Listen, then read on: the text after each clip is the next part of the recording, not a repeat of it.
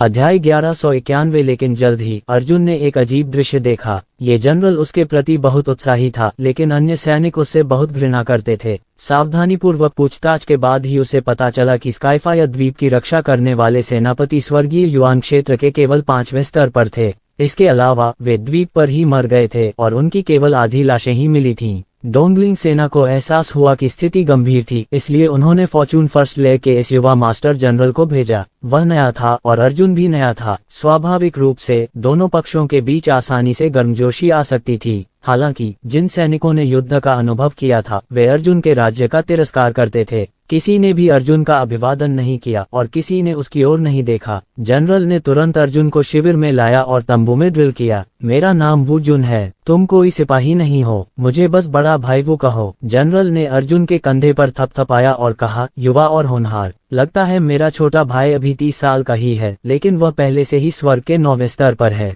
संघ के शिष्य वाकई असाधारण हैं। युद्ध कलाकारों की उम्र बहुत धीरे धीरे बढ़ती थी, इसलिए उनके रूप रंग से उनकी उम्र का अंदाजा लगाना मुश्किल था। ज्यादातर लोग अपनी साधना के क्षेत्र के अनुसार अपनी उम्र का अंदाजा लगाते थे। अर्जुन ने कुछ भी स्पष्ट नहीं किया और कहा, बड़े भाई वो, क्या आप मुझे बता सकते हैं कि द्वीप पर क्या हुआ था? ठीक है भाई जियांग सचमुच तेज और खतरनाक है, मैं तुम्हें अभी बताता हूँ। शुरुआत में स्काइफायर द्वीप पर गश्त लगाने वाले कुछ ही सैनिक थे जो रहस्यमय तरीके से गायब हो जाते थे। शायद 3-4 दिनों में 1-2 सैनिक गायब हो जाते थे। बाद में संख्या बढ़ने लगी और लगभग हर दिन उनमें से 3 या 4 गायब हो जाते थे। पहले तो सेना ने सोचा कि उन पर राक्षसी जानवरों का कोई छोटा मोटा हमला हुआ है, लेकिन उन्होंने इस पर ज्यादा ध्यान नहीं दिया। उन्होंने बस अपनी रक्षा के लिए कुछ और आदमी भेज दिए। लेकिन फिर समस्या और बदतर हो गई। वू जुन ने नक्शे की ओर इशारा करते हुए कहा, हमारे 5000 लोग स्वर्गीय अग्निद्वीप के चारों कोनों, उत्तर, दक्षिण, पूर्व और पश्चिम में तैनात हैं, जो सभी दिशाओं में राक्षसी जानवरों की गतिविधियों पर नजर रख रहे हैं। लेकिन हैरानी की बात यह है कि चारों शिविरों पर हमला नहीं हुआ।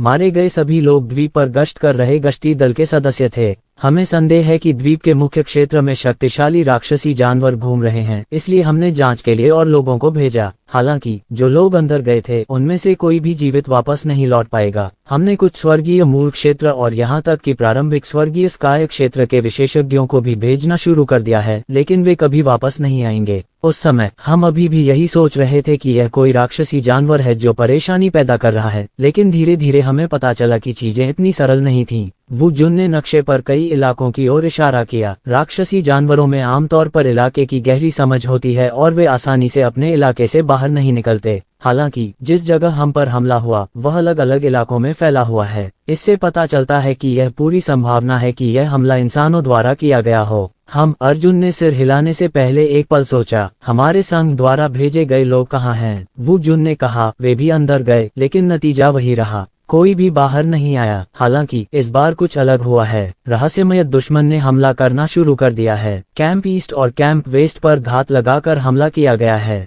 किसी न किसी कारण से 100 से ज्यादा लोग लापता हैं। वू जुन ने अपना सिर उठाया और अर्जुन की ओर देखा। अगर यह राक्षसी जानवरों का बदला होता तो वे ऐसा बिल्कुल नहीं करते। इसके बजाय वे सीधे शिविर को तहस नहस कर देते और सभी इंसानों को खा जाते। ये बात तो सही है। अर्जुन ने सिर हिलाया। वू जुन ने कहा, इसलिए हम और भी अधिक आश्वस्त हैं कि यह किसी राक्षसी जानवर द्वारा बदला लेने की कार्रवाई नहीं है, बल्कि एक मानव की चेतावनी है। कल तक किसी ने भी द्वीप की गहराई में गश्त करने की हिम्मत नहीं की। वह स्थान लगभग निषिद्ध क्षेत्र बन गया है। अर्जुन ने कहा, मुझे एक नक्शा दो और सभी ज्ञात दुर्घटना स्थलों को चिन्हित करो, मैं जाकर देखना चाहता हूँ। वू जुन ने नक्शा लिया और अर्जुन के लिए 7 मौत के स्थान चिन्हित कर दिए। हालांकि वास्तव में वहां इतनी कम मौत के स्थान नहीं थे। बस वू जुन और बाकी लोगों को ये पता नहीं चल पाया था कि कितने लोगों की मौत हुई थी। जिए पीक के योद्धाओं के 3 समूहों को अभी तक उनकी लाशें भी नहीं मिली थीं। अर्जुन ने नक्शा लिया और रवाना होने ही वाला था, लेकिन वू जुन ने उसे रोक दिया। देर हो रही है। वू जुन ने सिर हिलाया और कहा, रात में घनी राक्षसी आभा होने के कारण ये स्काउटिंग के लिए उपयुक्त नहीं है। राक्षसी आभा आपकी धारणा को ढंक लेगी। अर्जुन ने एक क्षण सोचा और महसूस किया कि उसने जो कहा वह सही था, इसलिए उसने भोर के बाद कार्य करने का निर्णय लिया। सूर्य के प्रकाश के बिना आसुरी ऊर्जा बेतहाशा बढ़ जाती। ऐसे वातावरण में किसी मानव मार्शल कलाकार की आध्यात्मिक ऊर्जा में उतार चढ़ाव को भांप पाना बेहद मुश्किल था। अर्जुन और वू जुन तंबू में बैठकर शराब पीने लगे। कुछ छोटी मोटी बातें करने के बाद वे दोनों सो गए। पिछले मिशन के बाद से अर्जुन 1 मिनट भी नहीं सोया था, इसलिए उसने अपनी नींद पूरी करने के लिए इस अवसर का लाभ उठाया। ये जगह द्वीप के दक्षिणी शिविर में स्थित थी। सेना के तंबू जमीन पर एक एक करके लगे हुए थे। कड़ी सुरक्षा में तैनात सैनिक एक कड़ी कतार में प्रतीक्षा करते हुए शिविरों के बीच आगे पीछे घूम रहे थे। रात काफी हो चुकी थी और पूर्णिमा का चांद उसके सामने लटका हुआ था। राक्षसी आभा के नीचे चांद बहुत ही अजीब और चांदी सा धूसर लग रहा था। सैनिकों का एक समूह शिविर के बाहर घूम रहा था, ठीक उसी समय जब उन्हें दूसरे समूह के साथ अपनी पारी बदलनी थी। इस समय अर्जुन ने अचानक अपनी आंखें खोली और बिना कुछ कहे बाहर निकल गया। वू जुन की प्रतिक्रिया अर्जुन से थोड़ी ही धीमी थी। उसने भी अपना भला उठाया और अर्जुन के पीछे दौड़ पड़ा। तुम्हें भी ऐसा महसूस होता है? वू जुन ने अर्जुन की ओर देखा। मुझे ऐसा लग रहा है। अर्जुन ने सिर हिलाया। वे दोनों बैरक से बाहर निकले और उस स्थान पर पहुंचे जहां आध्यात्मिक ऊर्जा असामान्य रूप से उतार चढ़ाव कर रही थी। हालांकि जब उन्होंने ये दृश्य देखा तो दोनों के माथे पर बल पड़ गए। यहाँ गश्त होनी चाहिए थी, लेकिन इस समय यहाँ सन्नाटा पसरा था। जमीन पर, पेड़ों पर, हवा में किसी लड़ाई का जरा भी नामोनिशान नहीं था। आध्यात्मिक ऊर्जा का कोई उतार चढ़ाव भी नहीं था। अर्जुन के चेहरे पर गंभीर भाव थे। अभी अभी जब मैं सो रही थी मुझे लगा जैसे 5 लोगों की आभा हवा में गायब हो गई हो। तभी मेरी नींद खुली। वू जुन ने हैरान भाव से दृश्य को देखा। नहीं, भले ही यह एक गुप्त हमला था, लेकिन यह आध्यात्मिक ऊर्जा के उतार चढ़ाव को भी पीछे कैसे नहीं छोड़ सकता। क्या ये सचमुच एक राक्षसी जानवर है? अर्जुन ने सूंघते हुए पूछा। वहाँ कोई आध्यात्मिक ऊर्जा नहीं थी, केवल राक्षसी ऊर्जा थी, जिसका अर्थ था कि यहाँ पहले कोई मनुष्य नहीं था। वू जुन ने दृढ़ता से अपना सिर हिलाया। असंभव। इतनी उच्च बुद्धि के बिना राक्षसी जानवर इतनी सफाई से काम कैसे कर सकते हैं? इसके अलावा मेरे सैनिकों को कड़ी ट्रेनिंग दी गई है और राक्षसी जानवर सिर्फ उनका पीछा करना जानते हैं। वे निश्चित रूप से दृश्य को इतना साफ नहीं होने देंगे। अर्जुन भी हैरान था। वू जुन की बात सही थी। गायब हुआ सिपाही किसी हत्यारे जैसा लग रहा था। उस राक्षसी जानवर में इतनी छिपकर हमला करने की चेतना नहीं थी। लेकिन क्या होगा अगर यह मनुष्यों द्वारा नियंत्रित एक राक्षसी जानवर है? अर्जुन ने एक और विचार प्रस्तावित करने से पहले एक पल के लिए सोचा। यदि इसे मनुष्यों द्वारा नियंत्रित किया जाता तो राक्षसी जानवर का व्यवहार मनुष्यों से भिन्न नहीं होता। संभावना बहुत कम है। वू जुन ने फिर भी अपना सिर हिलाया। अगर इंसान राक्षसी जानवरों को वश में भी कर लें तो भी राक्षसी जानवर सिर्फ आदेशों का पालन कर सकते हैं। हालांकि वे बिल्कुल इंसानों जैसा व्यवहार नहीं कर सकते। इस जमीन को देखो, लड़ाई के निशान तो दूर, यहाँ तो पैरों के गंदे निशान भी नहीं हैं। जमीन पर साफ सुथरे पैरों के निशानों से पता चलता है कि गश्ती दल अचानक जमीन से गायब हो गया था। जब वे दोनों अभी भी संशय में थे, अर्जुन ने कृपाण की मूर्त अपने पीछे पकड़ ली। वू जुन दंग रह गया। अर्जुन ने वू जुन को देखा और धीरे से कहा, मत बोलो, वह अभी भी यहाँ है। रात की हवा गरज रही थी। धूसर चांदनी चमक रही थी। घने पत्ते उनके चारों ओर सरसरा रहे थे। अर्जुन और वू जुन की आभा के अलावा वहाँ जरा भी शोर नहीं था। अर्जुन का चेहरा धीरे धीरे एक पेड़ की ओर मुड़ गया। पेड़ पर एक छाया पड़ी थी। ये परछाई बिल्कुल नहीं हिली। न सांसों में कोई उतार चढ़ाव था, न आध्यात्मिक ऊर्जा में कोई उतार चढ़ाव था, न आसुरी ऊर्जा में कोई उतार चढ़ाव था। अर्जुन ने अपना सिर नीचे कर लिया और बिना हिले डुले कृपाण हथियार को पकड़ लिया। वू जुन ने मुंह में लार निगल ली और कुछ नहीं बोला। अध्याय 1192। वू जुन ने भी काली छाया देखी। अर्जुन ने अपना हाथ हिलाकर वू जुन को न बोलने का संकेत दिया। हालांकि वू जुन ने अर्जुन को रोकने के लिए हाथ बढ़ाया और जल्दी से कहा, भाई जियांग, रास्ते से हट जाओ, मुझे इस मामले से निपटने दो। जैसे ही उसने यह बात कही, वू जुन अचानक छाया की ओर दौड़ा। हालांकि इस समय धुंधली छाया धीरे धीरे गायब हो गई थी। वू जुन अचानक रुक गया। उसने जोर से अपनी आंखें झपकाईं और उसे अपनी आंखों पर यकीन नहीं हुआ। ऐसे ही छाया बिना किसी चेतावनी के रहस्यमय ढंग से गायब हो गई, मानो वह गैस का एक कभी कभार आने वाला गोला हो। वू जुन स्तब्ध था। ये समझने में पूरी तरह असमर्थ था कि उसके सामने क्या हो रहा था। अर्जुन ने आह भरते हुए कहा, जनरल, वो आवेगशील हैं। हालांकि ऐसा लगता है कि चीजें वैसी ही हैं जैसा मैंने सोचा था। क्या मतलब है तुम्हारा? वू जुन ने अर्जुन को अजीब नजरों से देखा। अभी अभी क्या हुआ था? क्या हमारी सेना के सैनिकों के गायब होने का इससे कोई लेना देना है? अर्जुन ने कहा, मैं तुम्हें बाद में समझाऊंगा, तुम पहले शिविर की रखवाली करो, मैं तुम्हारा पीछा करूंगा। ऐसा कहकर अर्जुन कैट ने अपनी कमर कस ली और अपनी आकृति की चमक के साथ जंगल में प्रवेश कर गया। वू जुन ने भौहें चढ़ाई, लेकिन पीछा नहीं किया। वह सचमुच शिविर की सुरक्षा को लेकर चिंतित था। उसने मन ही मन कहा, भाई जियांग सचमुच कला में माहिर है। उसने तो बस ये कहकर उनका पीछा किया कि वह उनका पीछा कर रहा है। इसके बाद वो सेना शिविर में वापस लौट आए, सभी सोए हुए सैनिकों को जगाया और तुरंत एक आपातकालीन बैठक बुलाई। अनेक सैनिकों के सामने वू जुन की अभिव्यक्ति गंभीर थी जब उन्होंने कहा, अभी हमने एक अभूतपूर्व दुश्मन का सामना किया है। मैं वू जुन 10 साल से ज्यादा समय से युद्ध में सैनिकों का नेतृत्व कर रहा हूँ। हालांकि आज रात से पहले मुझे ऐसी स्थिति का सामना कभी नहीं करना पड़ा। मुझे उम्मीद है कि सभी लोग सतर्क रहेंगे और आसपास के सभी बदलावों पर नजर रखेंगे। गुड फॉर्चून रियल्म के विशेषज्ञ को ये कहते हुए सुनकर सैनिक घबरा गए। सैनिक जिंदा इंसानों से लड़ते थे, कम से कम उन्हें पता तो चल जाता था कि उनके दुश्मन कौन हैं, लेकिन हाल ही में जो हुआ था वह उनकी समझ से परे था। जंगल में अर्जुन बिना किसी हड़बड़ी के आगे बढ़ रहा था। वह उड़ नहीं रहा था, बस पेड़ों के बीच से गुजर रहा था। द्वीप जितना अंदर जाएगा, हवा का तापमान उतना ही अधिक होगा। स्काईफायर द्वीप का नाम इसलिए रखा गया क्योंकि इस द्वीप पर बड़ी संख्या में सक्रिय ज्वालामुखी थे। ये ज्वालामुखी द्वीप के केंद्र के जितना करीब होते, ज्वालामुखी उतने ही घने होते और हवा का तापमान धीरे धीरे बढ़ता जाता। अर्जुन ने अपनी बिजली जैसी प्रकाश विद्युत आंख खोली और जैसे ही वह आगे बढ़ा, उसने अपने सामने धुंधली छाया को देखा। ये छाया पहले से ही नंगी आंखों से अदृश्य थी तथा इसे केवल लाइटनिंग फोटोइलेक्ट्रिक आई से ही देखा जा सकता था।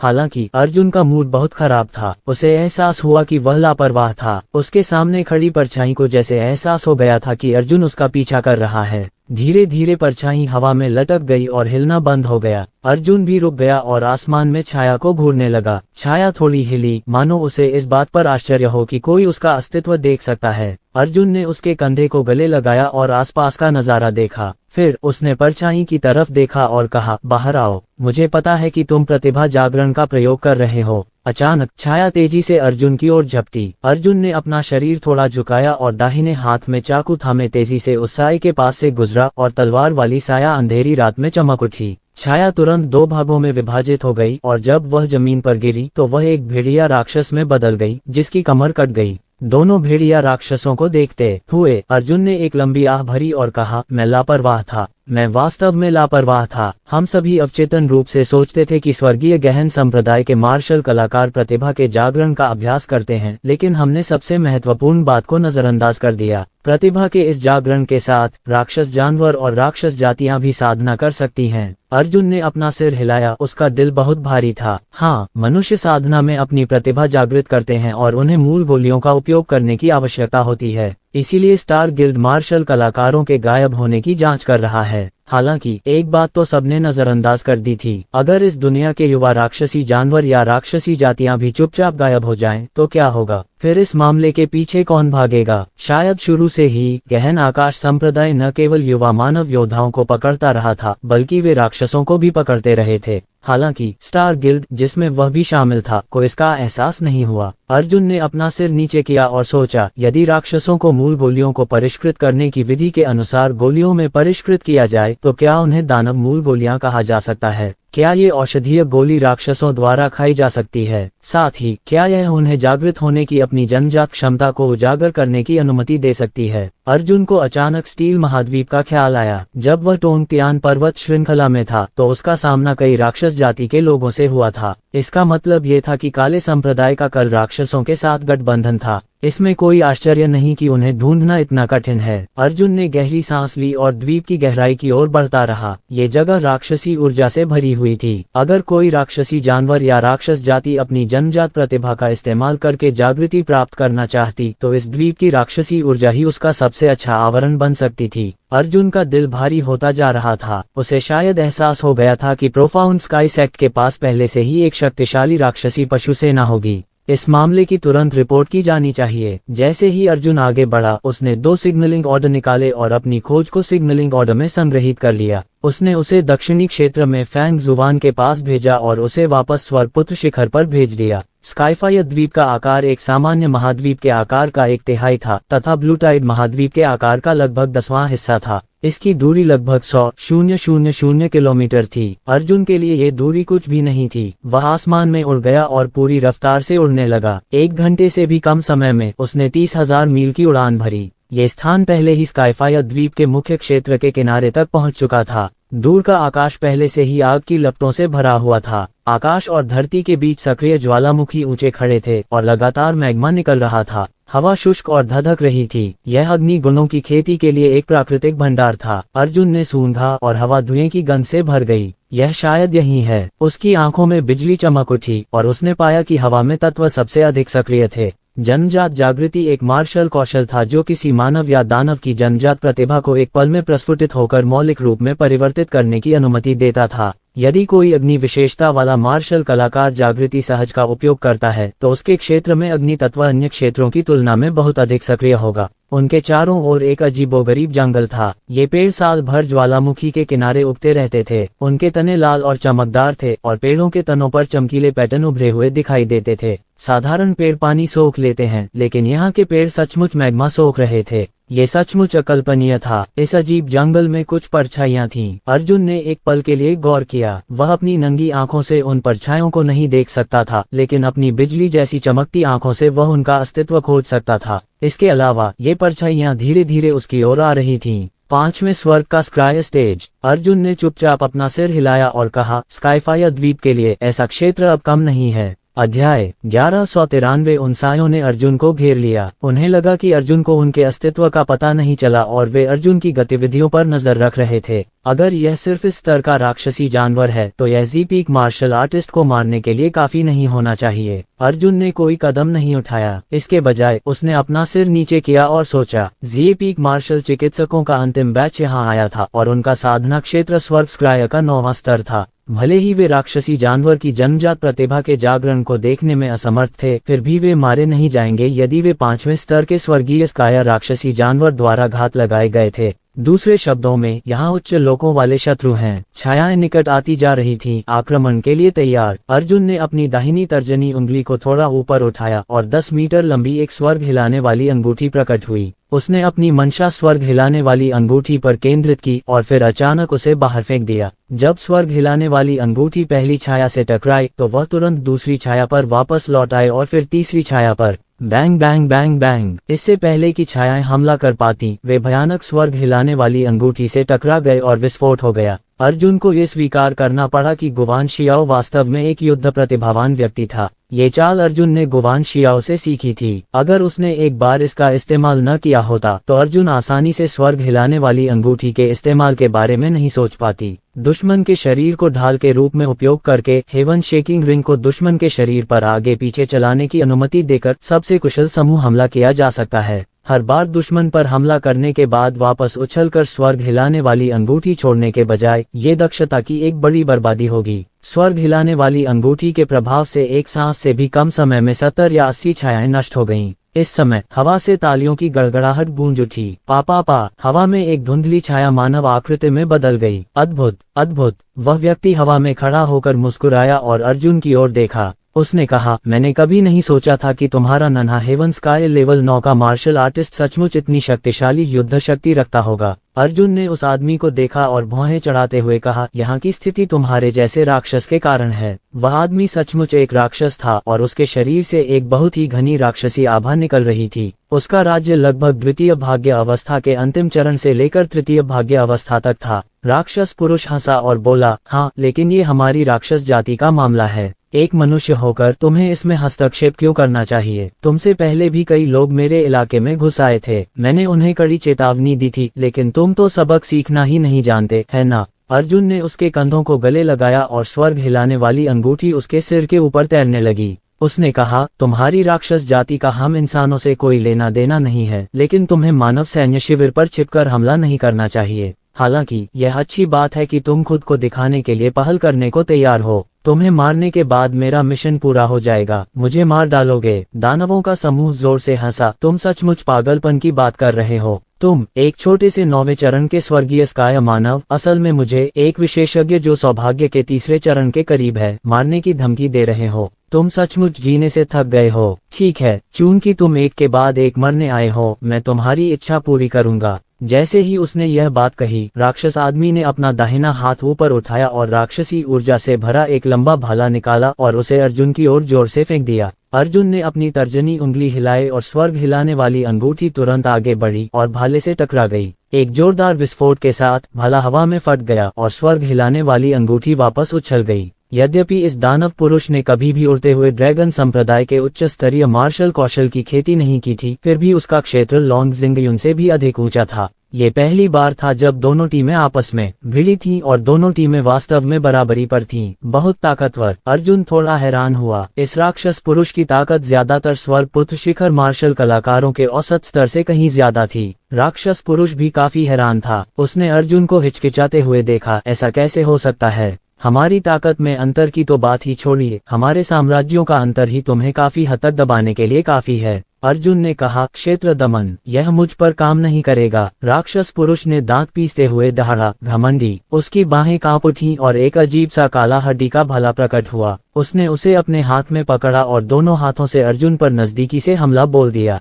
उस आदमी की युद्ध क्षमता बहुत अधिक थी और राक्षस जाति का शरीर स्वाभाविक रूप से मनुष्यों की तुलना में बहुत अधिक मजबूत था। अर्जुन ने स्वर्ग हिलाने वाली अंगूठी को वापस अपनी कृपाण पर रख दिया और उसे स्वर्ग हिलाने वाली कृपाण में बदल दिया, जिसने राक्षस पुरुष के साथ युद्ध किया। लगातार 3 युवान राक्षस आदमी ने भाला अपने हाथ में पकड़ लिया और घूम गया। काली हड्डी के भाले को एक काले प्रभामंडल में बदल दिया और उसे अर्जुन के स्वर्ग हिलाने वाले कृपाण पर बुरी तरह से तोड़ दिया। धमाका, अर्जुन 3 कदम पीछे धकेल दिया गया। इसके तुरंत बाद दानव जाति के व्यक्ति का दूसरा शॉट विफल हो गया और एक विशाल काला छल्ला अभी भी हवा में चमक रहा था। धमाका, अर्जुन को फिर से पीछे धकेल दिया गया। इसके बाद दानव जाति के व्यक्ति ने उस पर तीसरी गोली चलाई। अर्जुन ने अपनी कृपाण जमीन में घोंप दी और एक नीला ड्रैगन जवाबी हमला करने के लिए समुद्र में चला गया। धमाका, एक कृपाण और एक भाला आपस में टकराए और दोनों दर्जनों मीटर दूर जाकर फट गए। राक्षस पुरुष ने अविश्वास से अर्जुन को देखा। वह सचमुच इसकी कल्पना भी नहीं कर सकता था। अर्जुन का प्रथम स्तर का स्वर्ग हिलाने वाला ब्लेड वास्तव में गुवान जियाओ के स्वर्ग हिलाने वाले वलय जितना शक्तिशाली नहीं था।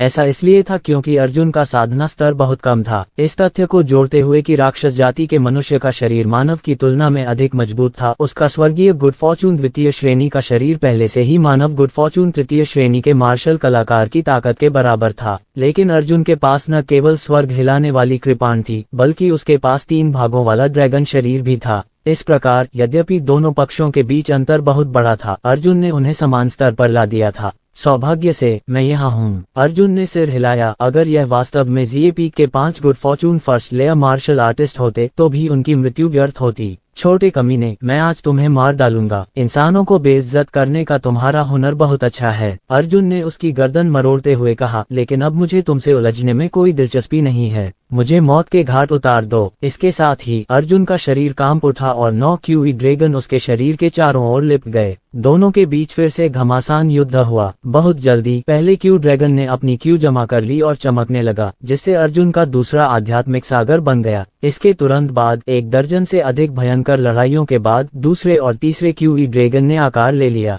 4 आध्यात्मिक समुद्रों के साथ अर्जुन ने स्वर्ग हिलाने वाली कृपाण की शक्ति को चौथे स्तर तक बढ़ा दिया। इस स्तर की ताकत के साथ वह पहले से ही गुवान जियाओ जैसे विशेषज्ञ को कुचल सकता था। उसके सामने खड़ा राक्षस पुरुष एक असुविधाजनक स्थिति में आ गया। राक्षस पुरुष ने अर्जुन को आश्चर्य से देखा, फिर मुड़कर भाग गया। उसकी गति बहुत तेज थी और वह एक काली छाया में बदल गया और दूर भाग गया। अर्जुन ने उसका पीछा भी नहीं किया और सीधे ही 8 मीटर लंबे हेवन शेकिंग सेबर को हेवन शेकिंग रिंग में फेंक दिया। इस वार से स्वर्ग हिलाने वाली कृपाण वास्तव में 4 स्वर्ग हिलाने वाली वलयों में परिवर्तित हो गई, जिनका व्यास 10 मीटर था। भनभनाहट 4 स्वर्ग हिलाने वाले छल्ले तुरंत राक्षस पुरुष को पकड़ लिया और तुरंत हवा में फट गए। आकाश में केवल राक्षस पुरुष की मृत्यु से पहले की अंतिम दयनीय चीख ही सुनाई दे रही थी। यह मेरे विचार से कहीं अधिक आसान है। अर्जुन का दाहिना हाथ फंस गया और दूर स्थित 4 स्वर्गीय कंपन रिंग्स हवा में गायब हो गईं। वह उड़कर गया और दानव जाति के आदमी की भंडारण अंगूठी ढूंढ निकाली। उसने उसे खोला तो उसमें 40-50 गोल गोलियां निकलीं। ये वास्तव में मूल गोली से अलग है। अर्जुन ने सोच विचार कर गोलियां पकड़ लीं। अध्याय 1194। वह स्थान जहां मनुष्य सबसे पहले मौसम को संग्रहित करता है उसे दानत्यन कहते हैं। जैसे जैसे मनुष्य का साधना स्तर बढ़ता है, ये वस्तु आध्यात्मिक सागर में परिवर्तित हो जाती है। वह स्थान जहां राक्षसी पशु राक्षसी ऊर्जा संग्रहित करते हैं राक्षसी कोर कहलाता है।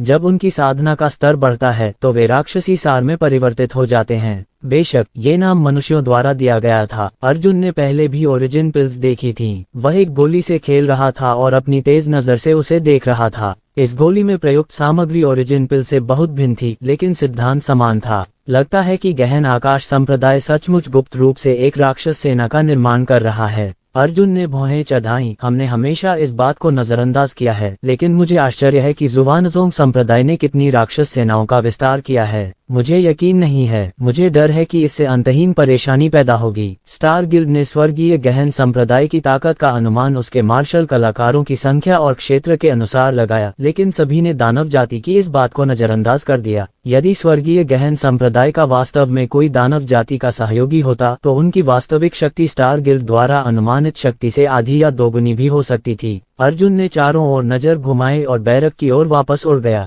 जब वह बैरक में वापस आया तो उसने दुखद स्थिति देखी। 1000 से अधिक लोगों की बैरकों को 200 से 300 राक्षसी जानवरों द्वारा मार डाला गया था। उग्र अग्नि जनरल का तंबू जल रहा था और घना धुआं आसमान में उठ रहा था। कई मानव सैनिक राक्षसी जानवरों के हमले का विरोध करने की पूरी कोशिश कर रहे थे, लेकिन उनका प्रतिरोध बेकार था। उन राक्षसी जानवरों और विधर्मियों का आतंक मनुष्यों पर क्रूरतापूर्वक हमला कर रहा था और लगातार उनके शरीर को विघटित कर रहा था। एक भेड़िया राक्षस उन दोनों सैनिकों पर क्रूरता से झपटा। आधे रास्ते में पेन की आवाज गायब हो गई। हालांकि दोनों सैनिकों ने एक ही समय में खाली हाथ गोली चलाई। उसी समय पेन की आवाज गूंजी। भेड़िया राक्षस उन दोनों के पीछे आ धमका। उसने एक इंसान को जमीन पर पटक दिया और सीधे सिपाही का गला काट लिया। एक अन्य सैनिक ने जल्दी से जवाबी गोली चलाई और भेड़िया राक्षस की भौहों के बीच में छुरा घोंप दिया। भेड़िया राक्षस एक ही आवाज के साथ गायब हो गया। फिर पेन की आवाज सिपाही के पीछे से प्रकट हुई और उसने एक ही बार में सिपाही की गर्दन काट दी। बैरकों के आसपास 200 से 300 राक्षसी जानवर लगातार क्यूई में परिवर्तित हो गए, फिर संघनित हुए, हमला किया, फिर क्यूई में परिवर्तित हो गए, फिर संघनित हुए, हमला किया। वह दृश्य अत्यंत चौंकाने वाला था। पहाड़ और मैदान राक्षसी जानवरों से भरे हुए थे जो लगातार गायब और प्रकट हो रहे थे। इस प्रकार का युद्ध मोड एक सैनिक के लिए अभूतपूर्व था और उसने इसके बारे में सोचने की भी हिम्मत नहीं की। सौभाग्य से बैरक में एक good fortune first layer army भी मौजूद थी, वरना 1000 आदमियों की यह बैरक उन राक्षसी जानवरों के वध के लिए पर्याप्त नहीं होती और शायद वे 1 मिनट भी नहीं टिक पाते। सबसे भयानक बात यह थी कि इन राक्षसी जानवरों के जागने के बाद केवल अर्जुन ही उस धुएं को देख सकता था जिसमें वे बदल गए थे। हालांकि आम मार्शल कलाकारों की नजर में वे राक्षसी जानवर सचमुच एक पल में गायब हो गए थे। एक good fortune real martial artist के शरीर में पहले से ही एक छोटा सा रास्ता था। वो आर्मी बिना किसी हथियार के राक्षसी जानवरों को मार सकती थी, लेकिन वह ये नहीं देख सकता था कि राक्षसी जानवर विघटित होने के बाद जमीन पर कहाँ गिरते हैं। वह केवल अपने समृद्ध युद्ध अनुभव पर भरोसा करके लड़ सकता था और बेतरतीब ढंग से काट सकता था। इस तरह की दक्षता बेहद कम थी। अपने आप को दिखाएं। अर्जुन ऊंची उड़ान भरी और मिंग्यू हाउटियान दर्पण को बाहर फेंक दिया। हाउटियन मिरर सीधे 700 से 800 मीटर की ऊंचाई तक उड़ गया और पंखे के आकार की रोशनी गिरा दी, जिसने पूरे बैरक को घेर लिया। स्वर्गीय डिप्पर दानव वशीकरण गठन। स्वर्गीय डिप्पर दानव दमनकारी संरचना का राक्षसी जानवरों पर दमनकारी प्रभाव पड़ा। बैरकों के आसपास के राक्षसी जानवर तुरंत प्रकट हो गए। हालांकि मिंग्यू हाउटियान दर्पण केवल उस धुएं को ही प्रकाशित कर सकता था जिसमें राक्षसी जानवर विघटित होने के बाद बदल गया था। यद्यपि सैनिकों ने राक्षसी जानवरों द्वारा उत्पन्न धुएं को देखा और उस पर आक्रमण किया, फिर भी वे राक्षसी जानवरों को घायल करने में असमर्थ रहे। हालांकि वू जुन के लिए यह पर्याप्त था। वू जुन की आंखें पहले से ही लाल थी जब उसने अपने अधीनस्थों को क्रूरतापूर्वक मौत के घाट उतारते देखा। इस क्षण जैसे ही राक्षसी जानवर प्रकट हुआ, वह पागलों की तरह बाहर निकला। मैं तुम जानवरों के झुंड को जिंदा ही काट डालूंगा। वो सेना का भाला ऐसे फंसा मानो निर्जन क्षेत्र में हो। उन्होंने जिन राक्षसी जानवरों को मारा था वे पूरी तरह से परास्त हो गए। एक पल में ही भालों के सिरों के नीचे 1 दर्जन से ज्यादा राक्षसी जानवर मर गए। अर्जुन आसमान से देख रहा था, लेकिन उसने कोई कदम नहीं उठाया। वह जानता था कि वुजुन काफी समय से अपनी नाराजगी दबाए हुए था, इसलिए उसे अपनी नाराजगी जाहिर करने का मौका देना था। वह इस अवसर का लाभ नहीं उठा सका, अन्यथा वह बहुत अन्याय हो जाएगा। प्रकट होते ही राक्षसी जानवर पूरी तरह से खत्म हो गया। 1 मिनट से भी कम समय में वुजुन ने उसे पूरी तरह से मार डाला। लेकिन इस समय 1000 से अधिक सैनिकों में से केवल 200 से अधिक ही जीवित बचे थे और परिणाम अत्यंत दुखद थे। वुजुन के हाथ में एक भाला था और उसका पूरा शरीर खून से सना हुआ था। उसने मुड़कर अपने पीछे शहीद हुए अनगिनत सैनिकों को देखा। उसकी आंखें अतुलनीय रूप से लाल थीं। यह आघात वुजुन के लिए बहुत गंभीर था। 200 से ज्यादा सैनिक खून और लाशों के समुद्र में खड़े थे। उनके पूरे शरीर खून से नहाए हुए थे, लेकिन उनके हाव भाव गंभीर और दृढ़ थे। एक सैनिक में जो मूलभूत गुण होने चाहिए वे उनमें दिखाई दिए थे। ऐसी दुखद स्थिति में भी उनमें जरा भी डर या कायरता नहीं थी। वू जुन ने दांत पीसते हुए दहाड़ा, क्या तुम डर गए हो? मुझे डर नहीं है। 200 लोगों की दहाड़ से आकाश हिल गया। स्वर्गीय अग्निद्वीप की मृत्यु तक रक्षा करो। वू जुन ने सिर हिलाया और चिल्लाया, भाड़ में जाए। ये डैडी स्काईफायर द्वीप को समतल करने के लिए सुदृढ़ीकरण के लिए आवेदन करेगा। ये पिता इन राक्षसी जानवरों को दर्दनाक कीमत चुकाने पर मजबूर करेगा। जैसे ही उसने बात की, वू जुन ने संदेश उड़ा दिया। अर्जुन उड़कर नीचे आया और बोला, कुछ बातें ऐसी हैं जिन्हें मैं अब आपसे नहीं छिपा सकता। बड़े भाई वो, आपने ये भी देखा कि ये राक्षसी जानवर गैस में बदल सकते हैं। सच कहें तो वे तत्वों में बदल जाते हैं। लेकिन वू जुन ने जल्दी से कहा, भाई जियांग, आपका वह दर्पण कहाँ से आया? क्या आप हमारे बचाव के लिए और अधिक बना सकते हैं? अर्जुन ने अपना सिर हिलाया, मैंने ये दर्पण नहीं बनाया है। मेरे पास दूसरा दर्पण बनाने की क्षमता भी नहीं है। ऐसा कहने के बाद अर्जुन ने वू जुन को गहन आकाश संप्रदाय की स्थिति के बारे में बताया। बेशक वू जुन को गहन आकाश संप्रदाय के बारे में पता था, लेकिन ये पहली बार था जब उसने प्रतिभा के जागरण के बारे में सुना था। क्या ये कोई अनोखा युद्ध कौशल है? वू जुन ने आश्चर्य से अर्जुन की ओर देखा, तो क्या वे अजेय नहीं हैं? अर्जुन ने कहा, प्रतिभा का जागरण किसी मार्शल कलाकार को वास्तव में अदृश्य नहीं होने देता। उदाहरण के लिए, अग्नि प्रतिभा वाला एक मार्शल कलाकार प्रतिभा के जागरण के दौरान अग्नि तत्व की एक गेंद में बदल जाएगा। मानव की नंगी आंखें इसे देख सकती हैं, लेकिन यहाँ देखो। अर्जुन ने आकाश में फैली अंतहीन राक्षसी आभा की ओर इशारा करते हुए कहा, यहाँ की राक्षसी आभा बहुत भारी है। यह इतनी भारी है कि तुम इसे सिर्फ अपनी आंखों से देख सकते हो। इसलिए जब कोई राक्षसी जानवर अपनी जन्मजात प्रतिभा को जागृत करता है, तो आकाश में राक्षसी ऊर्जा पूरी तरह से एकीकृत हो जाएगी, ताकि अदृश्यता के उद्देश्य को प्राप्त किया जा सके। तो मुझे डर है कि अगर आपकी सेना आ भी जाए, तो भी आप इन राक्षसी जानवरों के साथ कुछ नहीं कर पाएंगे। जब तक वे युद्ध के दौरान किसी भी समय तत्वों में परिवर्तित होते रहेंगे, तब तक आप यह नहीं देख पाएंगे कि वे कहाँ हैं। इसके अलावा ये अवतार तत्व अल्पकालिक नहीं हैं। जब तक वे इच्छुक हैं, वे लंबे समय तक गायब रह सकते हैं। अध्याय 1195। वू जुन ने भौहें चढ़ाते हुए कहा, तो फिर मुझे क्या करना चाहिए? अब मुझे कुछ समझ नहीं आ रहा है। अर्जुन ने कहा, यदि वे बाहर हैं, तो एक बार जब ये राक्षसी जानवर अपनी जन्मजात प्रतिभा को जागृत कर लेंगे, तो वे नग्न आंखों से दिखाई देंगे। लेकिन इस द्वीप पर नहीं। इस तरह मैं बैरकों में एक स्वर्गीय डिप दानव दमनकारी संरचना स्थापित करने में आपकी मदद करूंगा।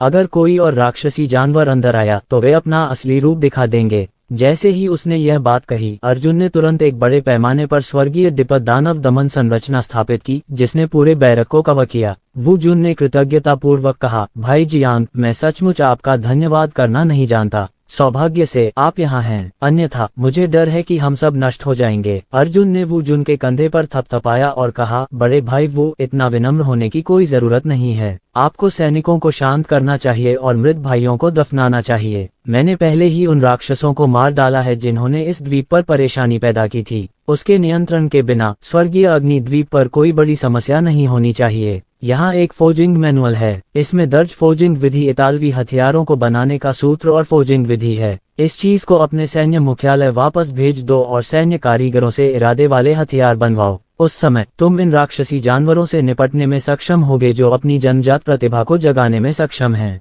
मैं अभी नहीं जानता। वू जुन को पहले ही अंदाजा हो गया था कि अर्जुन क्या कहना चाहता है। उसने सिर हिलाया, हाँ, हमारी सेना में भी ऐसे विशेषज्ञ हैं जो इरादे तय करने में माहिर हैं। तब मुझे राहत मिली। अर्जुन ने कहा, एक बार जब राक्षसी राक्षस स्वर्गीय अग्नि द्वीप से चला गया, तो परिवर्तन के तत्व नंगी आंखों से देखे जा सकते थे। अगर बाहर के सैनिक इतालवी हथियारों से लैस होते, तो स्वाभाविक रूप से वे अपनी जन्मजात प्रतिभा को जगाने से नहीं डरते। जहां तक स्काईफायर द्वीप के सैनिकों की बात है, वे मूल रूप से यहीं तैनात थे। जब तक वे स्वर्गीय डिप दानव दमनकारी व्यूह को नहीं छोड़ते, उन्हें डर नहीं लगेगा। वू जुन ने अनिच्छा से कहा, तो फिर इस द्वीप पर राक्षसी जानवरों को उनकी उपेक्षा करने दें। मुझे आश्चर्य है कि यहाँ कितने राक्षसी जानवर अपनी जन्मजात प्रतिभा को जागृत कर सकते हैं। अर्जुन ने कहा, यह आसान है। चाहे आप कितनी भी सेना भेज दें, ये बेकार है। आप एक दिव्य मार्शल क्षेत्र सैन्य विशेषज्ञ को क्यों नहीं बुलाते जो आकर कुछ ही सेकंड में द्वीप पर बचे हुए राक्षसी जानवरों से छुटकारा दिला दे। हाँ, वू जुन ने कहा, यहाँ राक्षसी ऊर्जा चाहे कितनी भी घनी क्यों न हो, ये दिव्य मार्शल क्षेत्र विशेषज्ञ की नजरों से बच नहीं सकती।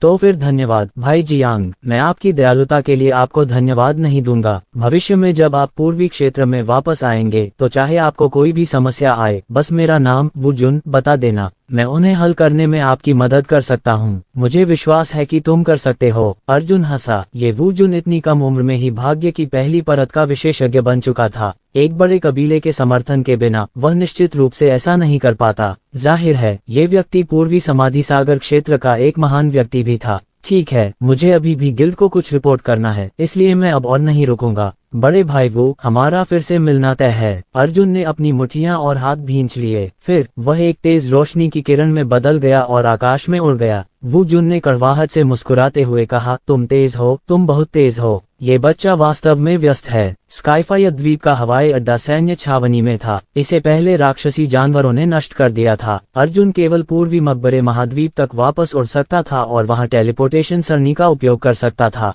यह मिशन पूरा माना जा रहा था और अर्जुन को दिल का दौरा भी पड़ चुका था। अब जब वे स्टार गिल्ड में लौट आए हैं तो उन मिडनाइट पीक मार्शल आर्टिस्ट्स के पास कहने को कुछ नहीं होगा, है ना? उन्होंने सन ऑफ हेवन फैंग के लिए भी काफी नाम कमाया था। इस समय अर्जुन का दिल अचानक बिना किसी कारण के उछल पड़ा। वह रुका और स्काईफायर द्वीप की ओर देखने लगा। स्काईफायर द्वीप अभी भी अंधेरे में शांत था और राक्षसी आभा अभी भी पूरे द्वीप को घेरे हुए थी। आसमान में चांद धुंधला था और तारे भी धुंधले थे। यहाँ से चांदनी और तारे साफ दिखाई दे रहे थे। हालांकि अर्जुन को पता नहीं था कि ऐसा क्यों है, लेकिन उसे हमेशा लगता था कि कुछ गड़बड़ है। उसका दिल धड़क उठा। ये छठी इंद्रिय थी। क्या मैं बहुत ज्यादा चिंता कर रही हूँ? अर्जुन ने आकाश की ओर और फिर स्काईफायर द्वीप की ओर देखा। राक्षसी जानवरों की अराजकता अंततः शांत हो गई थी और स्वर्गीय दिप दानव दमन व्यूह भी स्थापित किया गया था। जिस राक्षस पुरुष ने उपद्रव मचाया था उसे उसने मार डाला। और क्या था जो घबराहट के लायक था? शायद मैंने ज्यादा सोच लिया था। अर्जुन को मिशन का विवरण याद आया। जिस राक्षस को उसने मारा था उसे देखते हुए उसे लगा कि वह सुरक्षित और स्वस्थ है।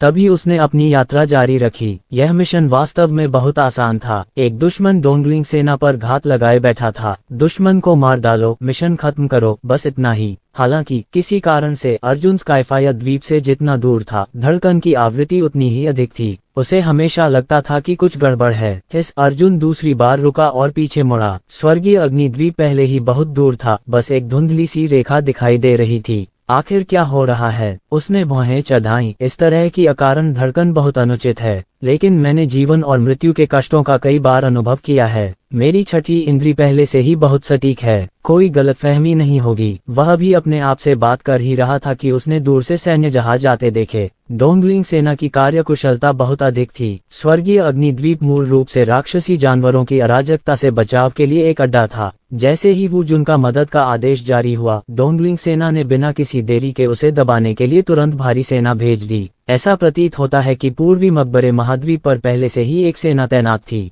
जब अर्जुन ने सेना का आगमन देखा तो उसका दिल शांत हो गया। 30-40 हवाई जहाजों के घने बेड़े में कम से कम 1 लाख सैनिक थे। यदि वे द्वीप पर पहुंच जाएं तो कोई समस्या नहीं होगी। ये सोचते हुए अर्जुन आगे बढ़ता रहा। हालांकि जब वह बाहर निकला तो उसकी धड़कनें और भी तेज हो गईं। उन्होंने तर्कसंगत रूप से उन सभी संभावनाओं का विश्लेषण किया था जिनसे उन्हें राहत महसूस होती थी, लेकिन वे धड़कन की भावना को खत्म करने में असमर्थ थे। नहीं, अर्जुन ने दांत पीसते हुए कहा, मैं पहले ही आ चुका हूँ। अगर मुझे अपनी बेचैनी का कारण नहीं पता चला तो मैं निश्चित रूप से आसानी से नहीं जा पाऊंगा। अपना मन बनाने के बाद वह तुरंत वापस लौटा और स्काईफायर द्वीप के लिए उड़ान भरी। साथ ही वह अपने दिल में प्रार्थना करता रहा, उम्मीद करता रहा कि स्टार गिल्ड का मिशन सटीक होगा और आगे कोई अप्रत्याशित स्थिति नहीं होगी। जितना अधिक वह इसके बारे में सोचता, उतना ही अधिक उसे लगता कि कुछ गड़बड़ है। जब वह स्वर्गीय अग्निद्वीप पर वापस लौटा तो उसने पाया कि बैरक में वू जुन की तरफ पहले से ही 4000 से अधिक लोग मौजूद थे। स्काईफायर द्वीप पर 4 शिविर थे। जब वू जुन के पक्ष वाले शिविर पर घेराबंदी हुई तो उसने पहले ही बाकी 3 शिविरों से मदद के लिए अनुरोध जारी कर दिया था।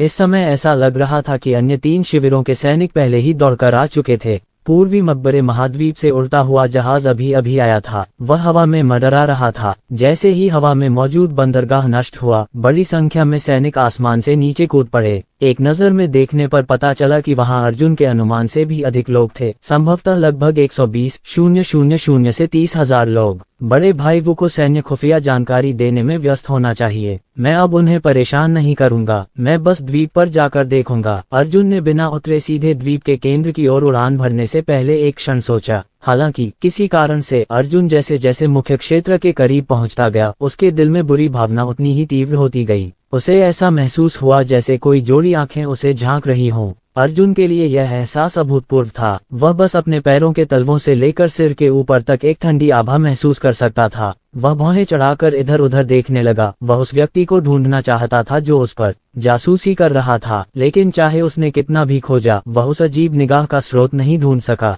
उसे तो ये भी नहीं पता था कि यह निगाहें कहाँ से आ रही हैं। अध्याय 1196 क्या हो रहा है? आखिर ये कैसा एहसास है? अर्जुन ने अपनी छाती ढंक ली और उसे लगा कि सांस लेना मुश्किल हो रहा है। ऐसा लग रहा था जैसे किसी क्रूर प्राणी ने उसे निशाना बना लिया हो। धमाका! अचानक पीछे से एक जोरदार विस्फोट हुआ। क्या? अर्जुन अचानक पलटा। बैरकों की दिशा में आग की लपटें आसमान में उठ रही थीं। इससे आसुरी ऊर्जा से भरा आकाश जगमगा उठा। उसके पास सोचने का समय नहीं था और वह जल्दी से बैरक में लौट आया। बैरक के पास पहुंचने के बाद उसके सामने का दृश्य देखकर अर्जुन को अकल्पनीय लगा। यह एक मानव सांप है। बैरकों को फिर से घेर लिया गया था और इस बार बैरकों पर हमला करने वाले साधारण राक्षसी जानवर नहीं थे, बल्कि उस तरह के मानव सांप थे जिन्हें अर्जुन ने प्राचीन मार्शल मकबरे में देखा था। हजारों लोग और सांप एक घनी कतार में खड़े थे। वे जमीन पर सीधे खड़े होकर कदम दर कदम बैरकों की ओर बढ़ रहे थे। जहां तक इन लोगों और सांपों की बात है, वे सभी आगे बढ़ते हुए अपने मुंह खोल रहे थे और अपने मुंह से शक्तिशाली सुनहरी दिव्य बिजली उगल रहे थे। वह दृश्य बहुत ही शानदार और अविश्वसनीय था। तुम्हें ये कहां से मिला? अर्जुन दंग रह गई। क्या ये चीजें प्राचीन सैन्य कब्रों में नहीं हैं? ये खत्म क्यों हो गईं? डोंगलिंग के सैनिक भी शाकाहारी नहीं थे। उनका काम स्काईफायर द्वीप को दबाना था और उनकी औसत ताकत पहले ही स्वर्गीय युआन क्षेत्र के 5वें स्तर तक पहुंच चुकी थी। उनमें से कुछ तो वू जुन के समान ही भाग्य क्षेत्र में भी थे। इस स्तर पर कम से कम 20 विशेषज्ञ थे। 1,93,000 युवान 5वीं परत की सेना। ये सचमुच एक अकल्पनीय शक्ति थी। उनमें से प्रत्येक के पास पश्चिमी क्षेत्रों के डोंग वुशांग जितनी ताकत थी। पीना। जब सैनिक एक साथ दहाड़ रहे थे तो पहली 3 पंक्तियों के सैनिकों ने विशाल भारी ढालें पकड़ ली और उन्हें ढाल की दीवारें बना दी। ढाल की दीवार के पीछे अनगिनत सैनिकों ने युआन क्यूई लंबे धनुष पकड़े हुए थे और युआन क्यूई तीर चला रहे थे। आकाश में 20 से 30 सैन्य उड़ान जहाज धीरे धीरे तैर रहे थे। मानव और सांप टीमों पर मूल ऊर्जा तोपें दाग रहे थे। 20 गुड फॉर्चून फर्स्ट लेयर विशेषज्ञों ने मानव सर्प दस्ते पर हमला किया और मानव सर्प दस्ते के साथ और बाहर के 7 लोगों को मार डाला। वहां 2-3 हजार मानव सांप थे। वे इधर उधर बिल्कुल नहीं भाग रहे थे, बल्कि वे बड़े करीने से पंक्तिबद्ध होकर लगातार सुनहरी दिव्य बिजली उगल रहे थे। ये मानव सांप किसी ऊंचे लोक में नहीं थे और स्वर्गीय युआन लोक के केवल 6ठे या 7वें स्तर पर थे। इसके अलावा वे प्राचीन मार्शल कब्रों में पाए जाने वाले मानव सांपों से 2 गोद छोटे थे। हालांकि विश्व विनाशकारी दिव्य बिजली एक मजाक नहीं था। यद्यपि भारी सुरक्षा वाले सैनिकों की 3 पंक्तियां रक्षा कर रही थीं, फिर भी हजारों दिव्य बिजली के बोल्ट उन पर टूट पड़े, जिससे सैन्य रक्षा प्रणाली तुरंत ही छिन्न भिन्न हो गई। हालांकि फॉर्चून क्षेत्र के 20 सैन्य विशेषज्ञ भी उतने ही बहादुर थे। उन्होंने सिर्फ 1 मिनट में 100 से ज्यादा मानव सांपों को मार गिराया था। लगता है कोई समस्या नहीं है। अर्जुन ने राहत की सांस ली। अच्छा नहीं, दुश्मन की सेना आ गई है। वू जुन की दहाड़ हवा में गूंज उठी। अर्जुन ने अचानक दूर देखा और जंगल से निकलते हुए मानव सांपों का एक काला धब्बा देखा। उनकी संख्या 10,000 से ज्यादा हो चुकी थी। हे भगवान, इतने सारे भूत कहां से आ गए? अर्जुन का दिमाग घूम गया। नहीं, ये बिल्कुल सही नहीं है। अर्जुन ने अपनी मुठ्ठियां भींच ली और चिल्लाया, बड़े भाई वो, मुझे मत मारो। अपनी पूरी ताकत से बचाव करो। मैं जाकर पीछे देखता हूँ।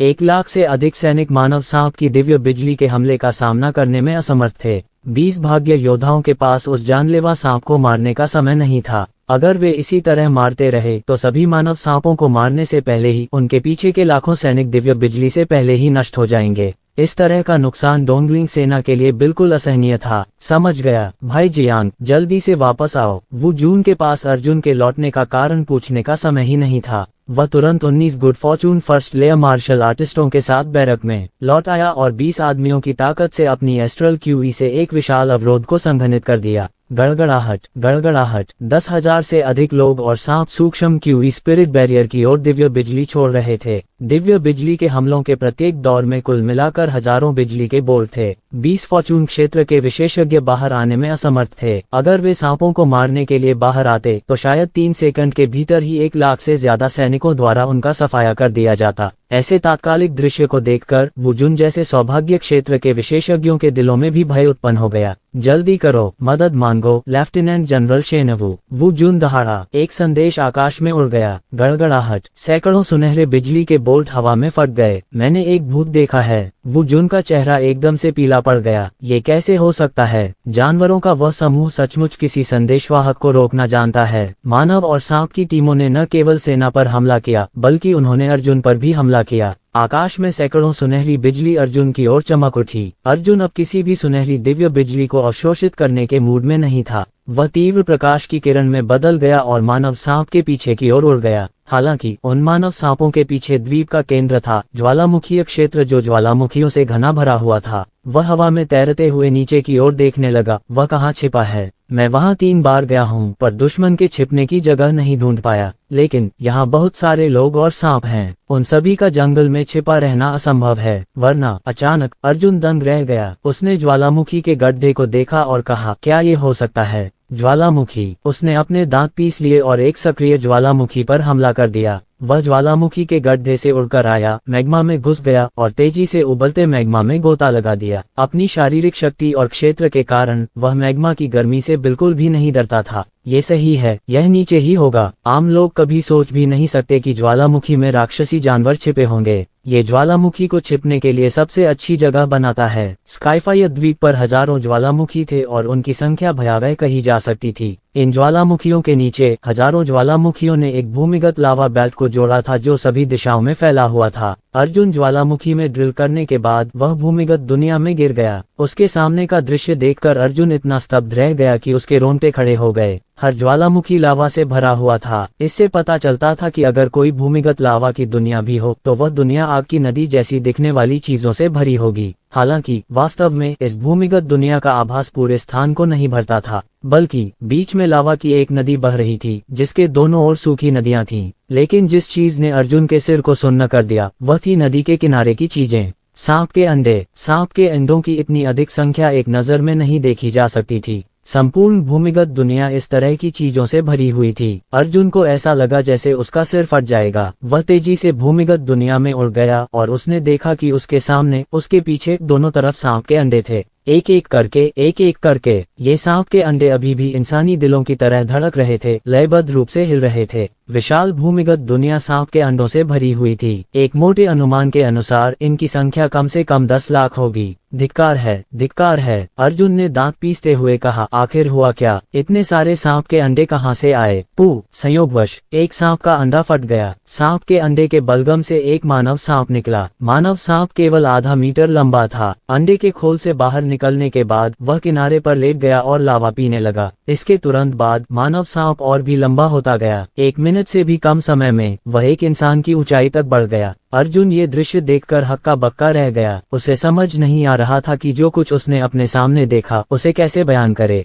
ये सब मानव सांप हैं। नहीं, हम इन मानव सांपों को अंडे से निकलने नहीं दे सकते। हमें इन्हें नष्ट करना होगा। अर्जुन ने अपना हाथ हिलाया और एस्ट्रल क्यूई की एक किरण छोड़ी जिससे सैकड़ों सांप के अंडे चकनाचूर हो गए। इस समय जासूसी किए जाने की भावना अचानक अपनी सीमा तक पहुंच गई। अर्जुन का दिल अचानक उछल पड़ा। जैसे ही उसने देखा मानव सांप मैग्मा में और गहराई तक तैर गया। नहीं, अंदर जरूर कुछ होगा। इंसानी सांप किसे ढूंढ रहा था? अर्जुन उड़ते हुए अपने सामने से सारे सांप के अंडे हटाता गया, लेकिन ये पर्याप्त नहीं था। वह केवल उन सांपों के अंडों को ही मार सकता था जिनके पास से वह गुजरा था। लेकिन जब वह नीचे आया तो दोनों ओर सांपों के अंडे थे और पीछे दूरी पर सांपों के अंडे अभी भी घने थे। उसे यह पूर्वाभास हो गया था कि उसे इन सांप के अंडों का स्रोत खोजना होगा, अन्यथा विनाश निश्चित था। अध्याय 1197। अर्जुन ने चुपचाप छोटे मानव सांप का पीछा किया और उसे जटिल भूमिगत सुरंग में आगे पीछे घूमते देखा। लगभग 10 मिनट के बाद मानव सांप अचानक एक छोटे से छेद में घुस गया और गायब हो गया।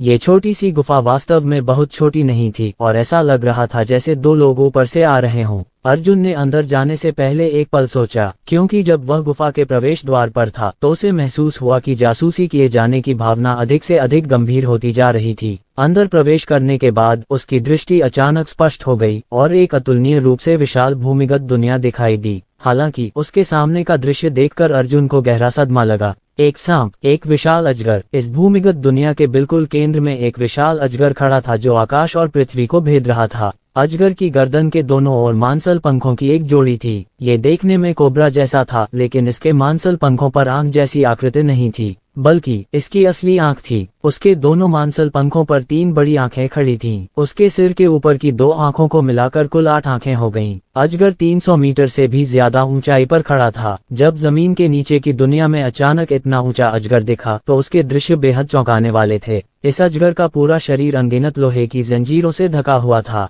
गिनती करने पर कुल 999 जंजीरें हो गईं। हर जंजीर पानी की टंकी जितनी मोटी थी और हर जंजीर पर घने रहस्यमय अक्षर खुदे हुए थे। ये जंजीरें अजगर की गर्दन को चीरती हुई उसकी पूंछ तक पहुंच गईं। हर जंजीर उसके शरीर को चीरती हुई सामने वाली पत्थर की दीवार से जुड़ गई। ये बहुत अजीब लग रहा था, लेकिन इससे भी अधिक अजीब बात यह थी कि यहाँ अभी भी मनुष्य मौजूद थे। गहन आकाश संप्रदाय के लोगों। अर्जुन का दिल बैठ गया। वह जल्दी से पत्थर की दीवार के पीछे छिप गया और चुपचाप देखने लगा। इस भूमिगत दुनिया के चारों ओर कुल 20 फॉर्चून 4th स्टेज विशेषज्ञ धीरे धीरे उड़ रहे थे, मानो वे गश्त कर रहे हों। इन मार्शल आर्ट विशेषज्ञों के अलावा कुल 8 फॉर्चून एक प्रोफाउंड दाव साधक उस विशालकाय अजगर के चारों ओर बैठे थे। अर्जुन का दिल धड़क उठा। 8 साधक अजगर को केंद्र में रखकर 8 गपशप दिशाओं में बैठे थे। शियू, शेंग, शांग, डू, जिंग, दी, जिंग, जिंग, जिंग और काय। दरवाजा खोलें। उत्तर पश्चिम के आन महल में दरवाजा खोलें। सोने के 5 तत्व। शियुमेन उत्तरी कान पैलेस में रहते हैं, जो पानी के 5 तत्व हैं।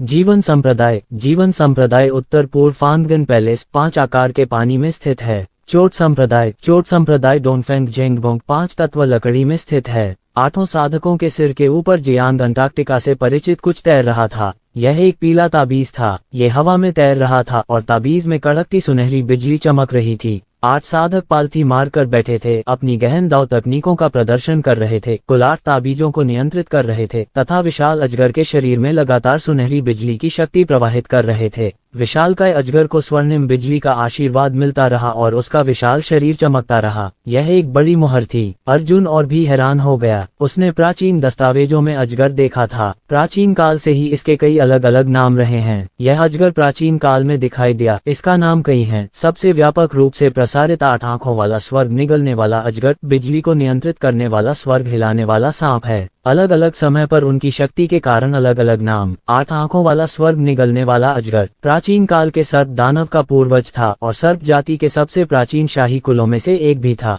साहित्य में इसे अमर और अमर के रूप में दर्ज किया गया है। ऐसे अनगिनत मार्शल कलाकार थे जो अनगिनत कठिनाइयों से गुजरे थे और अंत में उसे मारने में असमर्थ रहे, लेकिन जैसे जैसे समय बीतता गया वह गायब हो गया। अब ये पता चला कि 8 आंखों वाला स्वर्ग निगलने वाला अजगर वास्तव में स्काईफायर द्वीप की भूमिगत दुनिया में बंद था। प्राचीन मार्शल मकबरे में मानव सांप, यहाँ तक कि उनके प्रत्यक्ष वंशज भी नहीं जानते थे कि मकबरे के स्वामी ने उन्हें कैसे पाया और उनकी रक्षा के लिए उन्हें मकबरे में डाल दिया। ऐसा प्रतीत होता है कि प्रोफाउंड स्काई सेक्ट को मार्शल टूम में कब्र मास्टर के कुछ अभिलेख मिले थे और वे लताओं का अनुसरण करते हुए स्काईफायर द्वीप तक पहुंचे थे। 999 जंजीरों को सील कर दिया गया था और उन पर अंकित प्राचीन रूनों का प्रयोग उसकी शक्ति को दबाने के लिए किया गया था। वर्तमान 8 भाग्य क्षेत्र साधकों ने पीले ताबीज में संग्रहित दिव्य बिजली की शक्ति का उपयोग इसकी शक्ति बढ़ाने के लिए किया ताकि वे इसके बंधनों से मुक्त हो सकें। यह एक बिजली ताबीज है। अर्जुन ने एक नजर में पीले ताबीज को पहचान लिया। बिजली का ताबीज स्वर्गीय वज्र मार्शल राजा द्वारा स्वयं बनाया गया था। ये विश्व विनाशकारी दिव्य बिजली की शक्ति को सील कर सकता था। हालांकि स्वर्गीय वज्र मार्शल राजा के प्रारंभिक वर्षों में कई खजाने की गुफाएं थीं। अर्जुन को उनमें से केवल एक ही मिली। उसे मिली खजाने की गुफा में 9 परिवर्तनों वाला बिजली का ताबीज था, लेकिन बिजली का ताबीज बनाने की कोई विशिष्ट विधि नहीं थी। जाहिर है गहन आकाश संप्रदाय को भी इस तरह की गुफा मिली थी, या शायद उन्हें प्राचीन मार्शल कब्र में सीधे बिजली का ताबीज मिला था। लाखों घने सांप के अंडे 8 आंखों वाले स्वर्ग निगलने वाले अजगर द्वारा पैदा किए गए थे। वह छोटा मानव सांप जिसका अर्जुन ने पहले पीछा किया था 8 आंखों वाले स्वर्ग निगलने वाले अजगर के पास पहुंच गया था। इस सुरंग के अलावा अनगिनत प्रवेश द्वार थे। हर प्रवेश द्वार से बड़ी संख्या में लोग और सांप तैरते हुए आते थे। ये मानव सांप 8 आंखों वाले स्वर्ग निगलने वाले अजगर के पास रुके और उसके शरीर से बिजली की शक्ति को अवशोषित कर लिया। जैसे जैसे स्वर्ग निगलने वाला अजगर दिव्य बिजली की शक्ति को अवशोषित करता गया, उसका शरीर संघर्ष करने लगा और यह और भी तीव्र होता गया, यहाँ तक कि 999 जंजीरों से भी खिलखिलाहट की आवाजें निकलने लगीं।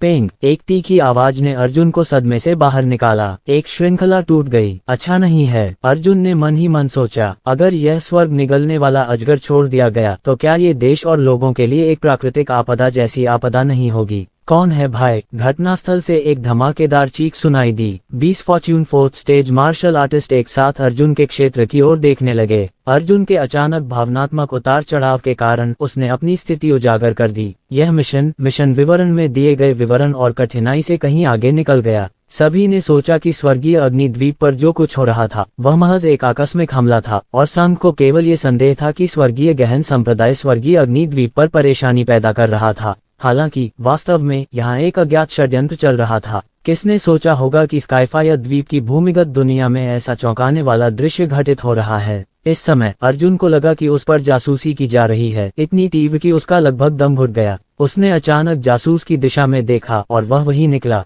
उसने मुझे देख लिया। अर्जुन ने ठंडी सांस ली। जब वह द्वीप के ऊपर था तब तक उसने मुझे देख लिया था। ये चीज किस श्लोक में थी? सील से बाहर निकलने के बाद इसमें कैसी ताकत होगी? अर्जुन ने इसके बारे में सोचने की भी हिम्मत नहीं की। उसने सीधे अपनी विशाल कृपाण निकाली और 8 साधकों की ओर दौड़ा। 8 साधकों ने अपनी आंखें बंद रखी और अर्जुन की ओर देखा तक नहीं। उसे मार डालो। 20 फॉर्च्यून फोर्थ स्टेज विशेषज्ञ एक ही समय में अर्जुन की ओर बढ़े। अर्जुन ने तुरंत अपनी सारी मारक शक्ति छोड़ दी। उसका शरीर कांप उठा और 9 क्यूई ड्रैगन उसके चारों ओर चक्कर लगाने लगे। विशाल कृपाण पर लगी स्वर्गीय हिलती कृपाण की रोशनी कांप उठी। हालांकि इन मार्शल कलाकारों का दायरा बहुत ऊंचा था। 20 लोगों में से हर एक के पास भाग्य की चौथी परत थी। हालांकि अर्जुन स्वर्ग स्काय के केवल 9वें स्तर पर था। 5 छोटे लोगों का अंतर था, विशेषकर इसलिए क्योंकि ये सभी गहन आकाश संप्रदाय के विशेषज्ञ थे। जैसे ही दोनों पक्षों के बीच मारपीट हुई, अर्जुन दूसरे पक्ष की भयानक आभा से पीछे की ओर उड़ गया। इस समय अर्जुन को ऐसा लगा जैसे उसके शरीर की सभी हड्डियां टूटने वाली हैं और उसके माथे की नसें दर्द से उछल रही थीं। अध्याय 1198। नहीं, हम 8 आंखों वाले स्वर्ग निगलने वाले अजगर को पुनः जीवित नहीं होने दे सकते। अर्जुन ने अपने दांत भींच लिए और लड़ाई जारी रखी। अभी अभी हुई टक्कर के बाद अर्जुन का पहला क्यू ड्रैगन तुरंत चमक उठा, जिससे उसे दूसरा आध्यात्मिक सागर मिल गया। स्वर्ग हिलाने वाला कृपाण भी 6 मीटर लंबा होकर दूसरे स्तर तक पहुंच गया।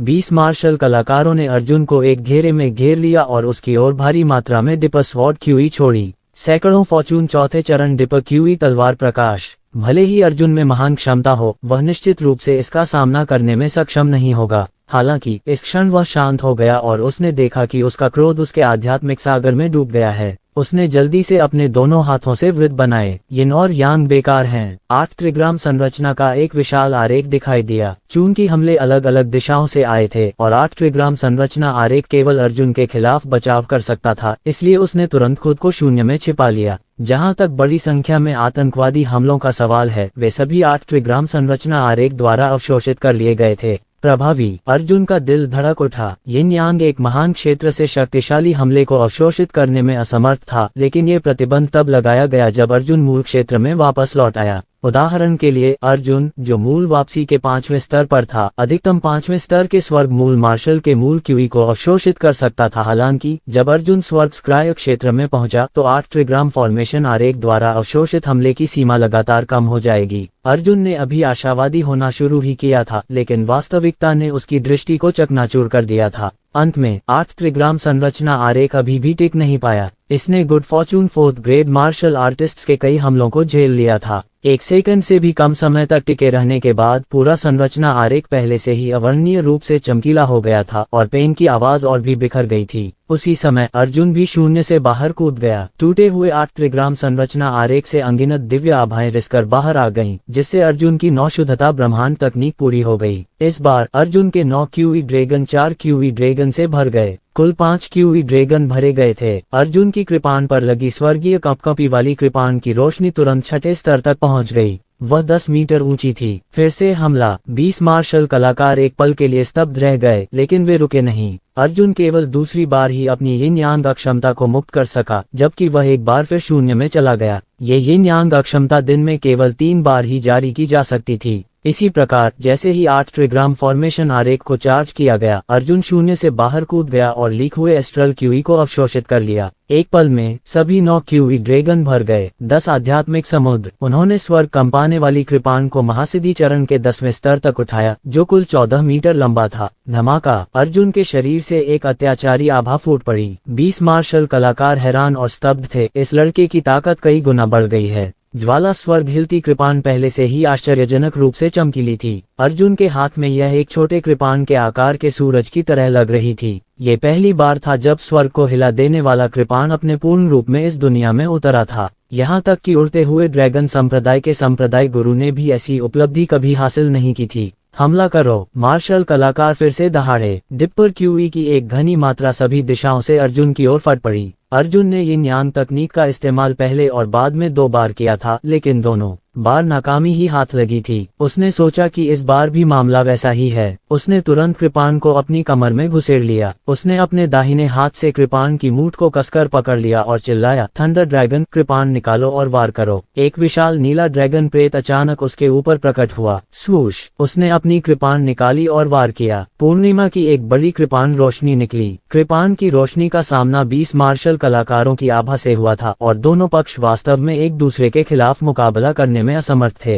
ड्रैगन के शरीर के 3 भाग थे। कड़ाही सच्ची ड्रैगन क्यूई कला स्रोत थी, स्वर्ग हिलाने वाली कृपाण हथियार थी और विश्व विनाशकारी दिव्य थंडर महान पूर्णिमा कृपाण प्रकाश एक भयानक शक्ति थी जो लगभग एक राक्षस के समान ही राक्षसी थी। और यह अभी भी हजारों डिपर क्यूई तलवार प्रकाश के खिलाफ धीरे धीरे आगे बढ़ रही थी। तलवार की रोशनी की एक बड़ी मात्रा कृपाण प्रकाश पर फट पड़ी, जिससे कृपाण प्रकाश लगातार छोटा होता गया। अर्जुन ने दुश्मनों को स्वीकार करने की अपनी ऊपरी सीमा का अंदाजा लगा लिया था। वह ज्यादा से ज्यादा फॉर्च्यून 4th लेयर के मार्शल आर्टिस्टों को ही हरा सकता था, लेकिन अब फॉर्च्यून 4th लेयर में उसके 20 विरोधी थे। वह उन्हें इस तरह हमला जारी रखने की अनुमति नहीं दे सकता था, अन्यथा वह और अधिक समय तक टिक नहीं पाता। अर्जुन ने अपना हाथ उठाया और 100 मीटर लंबी ड्रैगन चौंकाने वाली सनशाइन सेबर लाइट ने तुरंत आकार ले लिया। अर्जुन के पास 10 आध्यात्मिक समुद्र होने के बाद यह मार्शल कौशल, जिसके लिए ऊर्जा भंडारण की लंबी अवधि की आवश्यकता थी, केवल 1/4 सेकंड में पूरा किया जा सकता था। स्लैश! अर्जुन उछल पड़ा और अपनी कृपाण तलवार की रोशनी में घुसा दी। एक तरफ से एक मार्शल आर्टिस्ट ने उसे बेरहमी से काट डाला। धमाका! आश्चर्यजनक आघात तरंग ने उस दिशा में सभी मार्शल कलाकारों को पीछे की ओर उड़ा दिया और पत्थर की दीवार से जोरदार टक्कर मारते हुए उसे सीधे ध्वस्त कर दिया।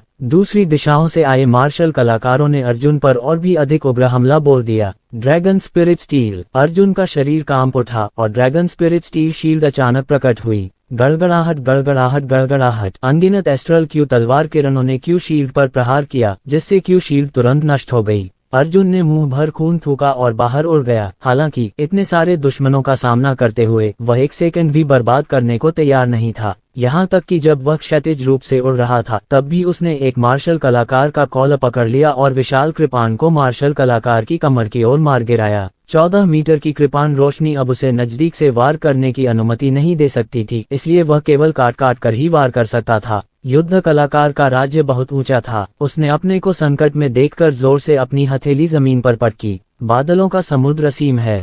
एक बड़ी हाथ की मुहर जो आकाश और पृथ्वी को ढक रही थी, अचानक नीचे की ओर गिर पड़ी। इस हथेली के प्रहार के कारण मार्शल कलाकार ने खुद को हवा में उछाल लिया और अर्जुन के कृपाण प्रहार से बच निकला। धमाका! विशाल ताड़ का पेड़ जमीन से टकराया, जिससे पूरी भूमिगत दुनिया ढह गई। एक विशाल हाथ के आकार का गड्ढा दिखाई दिया। लुढ़कता हुआ मैग्मा आग की बारिश की तरह फूट पड़ा। आकार परिवर्तन! एक क्षण के लिए अर्जुन एक किसान के पास पहुंचा और उस पर हमला कर दिया। वह एक किसान को मारना चाहता है, उसे रोको! किसी ने जोर से चिल्लाया। एक क्षण में ही सबसे करीबी मार्शल कलाकार अर्जुन के पास पहुंचा और उसके दिल में छुरा घोंप दिया। हालांकि अर्जुन जानता था कि उसकी सर्वोच्च प्राथमिकता इन 8 साधकों को मारना था। वास्तव में उसने कोई जवाबी कार्रवाई नहीं की, बल्कि बलपूर्वक मार्शल कलाकार की तलवार निगल ली तथा दृढ़तापूर्वक विशाल कृपाण को काट डाला। स्वूश!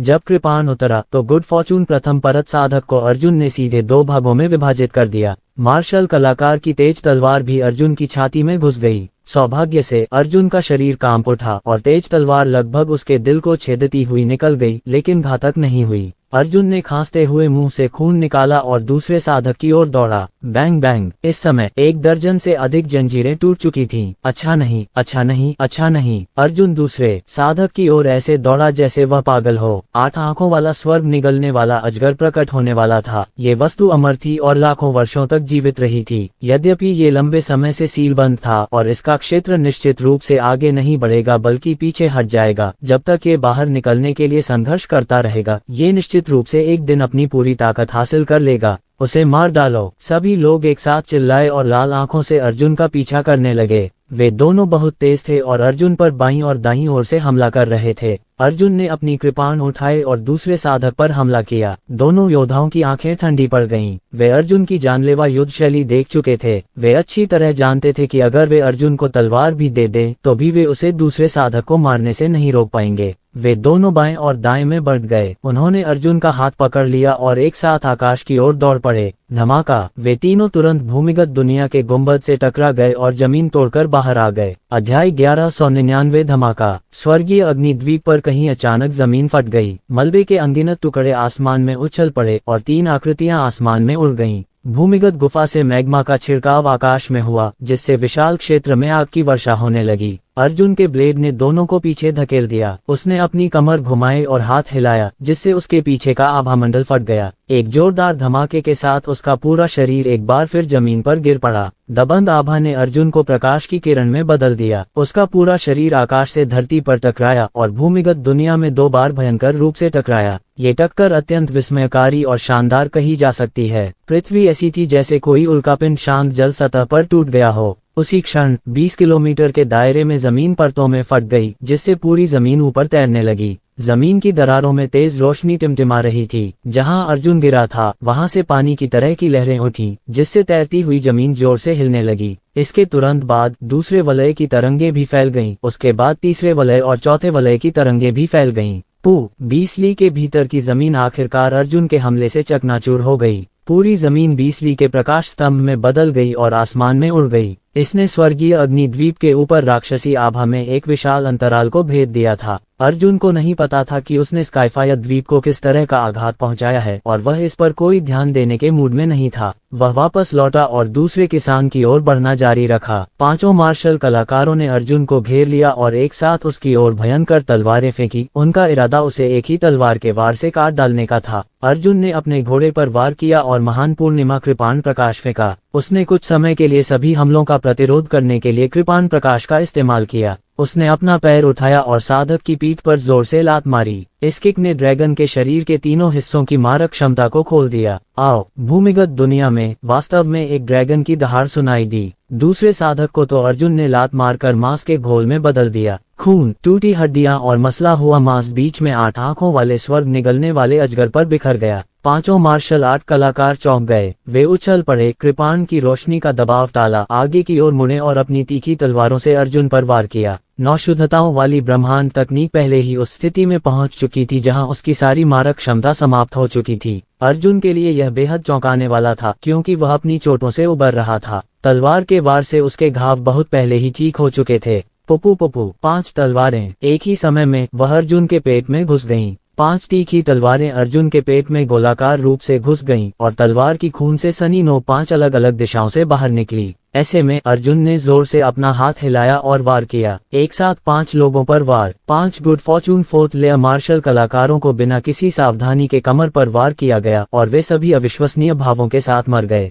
5 तलवारें, 10 खूनी छेद। अर्जुन के शरीर पर खून के स्तंभ सभी दिशाओं में फैल गए। 9 शुद्धता ब्रह्मांड तकनीक और 9 क्यूई ड्रैगन ने अर्जुन को उन्मत्त रूप से ठीक कर दिया। उसे जख्म भरने की जरा भी परवाह नहीं थी। जब तक जख्म वाले हिस्से पर चोट न लगे वह रुकता ही नहीं था। इस समय वह अपने शरीर पर सभी घावों के साथ तीसरे साधक की ओर दौड़ चुका था। पागल, ये बच्चा बिल्कुल भी मरना नहीं चाहता था। बाकी 15 मार्शल कलाकारों के चेहरे के भाव एकदम बदल गए। उन्होंने पहले कभी इतना जानलेवा व्यक्ति नहीं देखा था। उसे बाहर निकालो। उसी समय 15 लोगों ने अपनी तलवारें एक साथ रख लीं और एक साथ दहाड़ने लगे। धमाका! 15 लोगों की शक्ति ने प्रकाश की एक गोलाकार डिस्क बनाई। इस डिस्क ने अर्जुन को सहारा दिया और उसे आकाश में उछाल दिया। अर्जुन को गुंबद में फेंक दिया गया और दूसरा छेद फट गया, जिससे वह बाहर आकाश में उड़ गया। बाहर तो 20 किलोमीटर की जमीन अभी अभी उसके द्वारा ढह चुकी थी, लेकिन गहराई लगभग 100 मीटर तक ही पहुंच सकी थी। लेकिन भूमिगत दुनिया की गहराई कई हजार मीटर तक पहुंच चुकी थी। अर्जुन का पूरा शरीर एक भ्रामक छाया में बदल गया और आकाश में उड़ गया, जिससे पूरे आकाश में रक्त की धुंध फैल गई। उसी समय जब अर्जुन को बाहर फेंका गया तो भूमिगत गुफा से सैकड़ों सूक्ष्म ऊर्जा तलवार प्रकाश निकले। शून्य में घुस जाओ। अर्जुन का शरीर टिमटिमाया और वह एक छोटे काले बिंदु में सिकुड़कर हवा में गायब हो गया। स्वूश स्वूश स्वूश स्वूश स्वूश स्वूश स्वूश स्वूश स्वूश। 3 लोग पहले ही गुफा से बाहर निकल चुके थे और अन्य 12 लोग भूमिगत दुनिया की रक्षा के लिए जिम्मेदार थे। जैसे ही वे तीनों हवा में रुके, उन्होंने देखा कि अर्जुन पहले ही प्रकट हो चुका था और उसने कमर मरोड़ने का इशारा भी किया। उसे रोको। अर्जुन आगे बढ़ा और जमीन पर गिर पड़ा। तीनों मार्शल कलाकारों ने नीचे से अर्जुन को सहारा देने के लिए डिपक्यूई का एक बड़ा जाल छोड़ा। डिपक्यूई के तीनों जालों ने अर्जुन को हवा में कसकर खींच लिया। हालांकि अर्जुन ने पहले ही अपना मन बना लिया था। उसने अपनी अनंत सूक्ष्म क्यूई को मुक्त कर दिया था और उसने जाल की 3 परतों में एक शंक्वाकार जाल भी फैला दिया था। वह अभी भी नीचे की ओर तेजी से बढ़ रहा था। अर्जुन लगातार अपनी कृपाण की रोशनी से उस बड़े जाल को काट रहा था। हालांकि यह असली जाल नहीं था, बल्कि ये डिपक्यूई से संघनित था। अगर इसे एक ही ब्लेड से काटा जाता तो भी ये तुरंत ठीक हो सकता था। पकड़ना। उन तीनों ने अपने डिपक्यूई को बढ़ाना जारी रखा, जिससे तीनों जाल अधिक से अधिक ठोस होते गए। अर्जुन ने गुस्से से दहाड़ते हुए प्रकाश की गति जारी की। उसका शरीर तुरंत एक तेज रोशनी में बदल गया। प्रकाश की गति की शक्ति से वह बेरहमी से 3 बड़े जालों पर टूट पड़ा। तीनों जाल अब और टिक नहीं पाए और उन्हें क्रूरतापूर्वक नीचे धकेल दिया गया। पेंग। अंततः जाल टूट गया। अर्जुन एक जोरदार धमाके के साथ जमीन पर गिरा, जिससे दर्जनों मीटर गहरी जमीन उड़ गई, जिससे वह फिर से ऊपर तैरने लगा और पुध्वनि के साथ आकाश में उछल गया। अर्जुन 3 बार भूमिगत दुनिया में लौटा। अपनी लाल आंखों से उसने उपप्रकाश की गति से तीसरे साधक पर अपना कंधा पटक दिया। पेंग। किसान को प्रतिक्रिया करने का भी समय नहीं मिला और अर्जुन ने उसे कुचलकर चूर्ण बना दिया। धिक्कार है, यह अर्जुन है। बाहर खड़े 3 मार्शल आर्टिस्ट जोर से चिल्लाए, ये वही है, जरूर यही होगा। इसने संप्रदाय युद्ध में ये चाल चली थी। मदद के लिए पुकारें। अर्जुन का मानव त्वचा वाला मुखौटा अभी तक ठीक नहीं हुआ था और उसने अपना भेष भी नहीं बदला था। इसके अलावा उसने सोचा कि गुवान जियाओ निश्चित रूप से गहन आकाश संप्रदाय के साथ उसका बदला चुकाएगा, इसलिए उसने अपना युद्ध कौशल नहीं छिपाया। अप्रत्याशित रूप से गुवान जियाओ ने इस मामले का जिक्र गहन आकाश संप्रदाय से नहीं किया। इसके विपरीत जब गहन आकाश संप्रदाय के 3 मार्शल कलाकारों ने अर्जुन की पहचान देखी तो उन्हें अविश्वास हुआ। बड़े किंगजू, अर्जुन अभी भी जिंदा है। वह स्वर्गीय अग्नि द्वीप पर है। जल्दी करो और उसे मार डालो। एक मार्शल कलाकार ने दूत पर चिल्लाया। वाह! संदेश प्रकाश की एक किरण में बदल गया और उसे भर दिया। ठीक इसी समय वू जुन, जो द्वीप के मध्य भाग में हुए बड़े विस्फोट को देख रहा था, भी दौड़कर वहां पहुंचा। उसने भी उन तीनों के बीच हो रही बातचीत सुन ली। अर्जुन, क्या वह दक्षिणी क्षेत्र से अर्जुन है? संदेश भेजने के बाद तीनों मार्शल कलाकारों ने वू जुन की तरफ देखा तक नहीं, बल्कि तुरंत अर्जुन को रोकने के लिए भूमिगत दुनिया की ओर दौड़ पड़े। जैसे ही वू जुन अचंभित हुआ, उसने देखा कि अचानक जमीन फट गई और 4 आकृतियां ऊपर की ओर दौड़ पड़ीं। एक आकृति अर्जुन की थी। उसके हाथ में जो थी वह एक गुड फॉर्चून लोक साधक थी, जबकि बाकी 2 आकृतियां गुड फॉर्चून चतुर्थ चरण के मार्शल कलाकार थे। दोनों मार्शल कलाकारों ने अपनी तलवारें अर्जुन की गर्दन पर भोंक दी। दूसरी ओर अर्जुन अतुलनीय रूप से वीर था। उसने साधक का सिर इस कदर कुचला कि उसका दिमाग फूट पड़ा। दोनों तलवारें अर्जुन की गर्दन पर तो नहीं लगी, लेकिन वे उसकी दोनों कॉलरबोन में घुस गईं। लेकिन अर्जुन ने जोर से अपना शरीर घुमाया और उससे टकराया। एक और धमाके के साथ वह वापस भूमिगत दुनिया में जा गिरा। वू जुन को झटका लगा और फिर जमीन फिर से फट गई। वे छहों एक गेंद की तरह लड़ पड़े और आकाश में उछल पड़े। अर्जुन ने अपने शरीर को 9 ड्रैगन के चारों ओर लपेट लिया। एक हाथ से कृपाण चलाते हुए 5 फॉर्चून 4th लेयर विशेषज्ञों के खिलाफ लड़ाई लड़ी।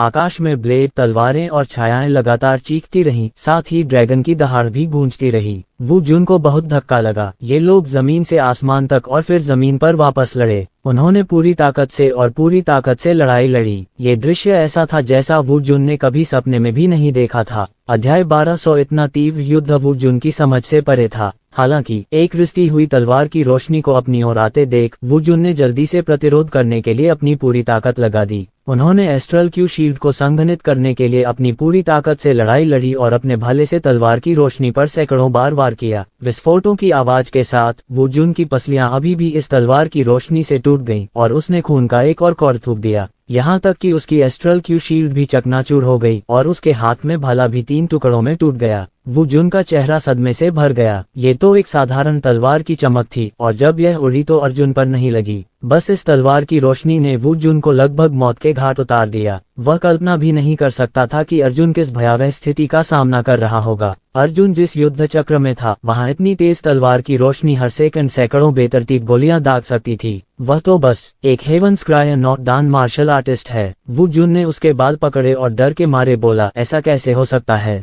ताकत में इतना बड़ा अंतर कैसे हो सकता है? ये नामुमकिन है। बड़े भाई वू, जल्दी करो और चले जाओ, हमें यहाँ ज्यादा देर नहीं रुकना चाहिए। भीषण लड़ाई में अर्जुन की नजर वू जुन पर पड़ी और वह जोर से चिल्लाया। उन स्वर्गीय गहन संप्रदाय मार्शल चिकित्सकों ने भी जल्दी से वू जुन को देखा, लेकिन ये देखने के बाद कि वू जुन एक good fortune first layer martial चिकित्सक था, उन्होंने उस पर ध्यान भी नहीं दिया। वू जुन घबरा गया। अर्जुन, उन्होंने तुम्हारी पहचान जान ली है। अभी अभी किसी ने स्वर्गीय गहन संप्रदाय को संदेश भेजा है। जल्द ही स्वर्गीय गहन संप्रदाय के बुजुर्ग आएंगे। जल्दी करो और भागो, तुम्हें यहाँ नहीं मरना चाहिए। Bang bang bang bang. भूमिगत दुनिया में जंजीरों के टूटने की दर्जनों आवाजें आ रही थीं। मुझे इतनी परवाह नहीं। अर्जुन की आंखें चौड़ी हो गईं। उसने जो ड्रैगन स्पिरिट स्टील की शील्ड खड़ी की थी वह पलक झपकते ही फट सकती थी। लगभग हर सेकंड वह अपनी रक्षा के लिए एक नई वायु ढाल का सहारा ले रहा था। हालांकि लगभग हर बार जब ये क्यूई शील्ड बाहर आती थी तो यह मौके पर ही फट जाती थी। अर्जुन ने स्वर्ग और पृथ्वी की आध्यात्मिक ऊर्जा को अवशोषित कर लिया और यहाँ तक कि अपने डिप क्यूई को पुनः प्राप्त करने के लिए स्वर्गीय बिजली को भी आकर्षित किया। 5 स्वर्गीय आध्यात्मिक meridian, Divya grade lightning meridian, 9 शुद्धता ब्रह्मांड कला और दिव्य बिजली बहाल कर दी गई और 10 अन्य महान आध्यात्मिक समुद्र थे। फिर भी अर्जुन की एस्ट्रल क्यूई की खपत अतुलनीय रूप से अतिरंजित थी। फॉर्चून 4th लेयर पर एक सुपर प्रतिद्वंद्वी का सामना करते हुए अर्जुन का डिप क्यूई ऐसा लग रहा था मानो वह मरना ही नहीं चाहता। वह लगातार भारी मात्रा में क्यूई छिड़क रहा था। वाह! 3 महान पूर्णिमा कृपाण प्रकाश ने 5 मजबूत दुश्मनों को पीछे हटने के लिए मजबूर कर दिया। उनमें से एक का शरीर टिमटिमाया जैसे ही वह एक प्रतिबिंब में परिवर्तित हुआ जो ब्लेड की रोशनी को पार कर गया और अर्जुन की भौहों के बीच की जगह की ओर बढ़ गया। अर्जुन ने अपना बायां हाथ उठाया और नंगे हाथों से तलवार लेने के लिए आगे बढ़ा। एक झटके के साथ तलवार की नोक अर्जुन की हथेली में घुस गई और अर्जुन ने अपनी बांह लहराए और मार्शल कलाकार को 2 टुकड़ों में काट दिया। जैसे ही अन्य 4 एक पल के लिए रुके, अर्जुन एक चमकदार रोशनी में बदल गया और फिर से भूमिगत दुनिया में विस्फोट हो गया। चारों मार्शल कलाकार गुस्से से चिल्लाते हुए एक के बाद एक नीचे की ओर दौड़े। एक और आसमान हिला देने वाला धमाका हुआ। अर्जुन उन चारों से जूझा और फिर से आसमान में उड़ गया। अर्जुन ने पहले ही अपनी स्थिति निर्धारित कर ली थी और उसका हाथ झटकना एक हल्के वार के समान था। उस समय लाइट स्लैश ने जमीन को चीरते हुए भूमिगत दुनिया चौथे कल्टीवेटर पर सटीक प्रहार किया।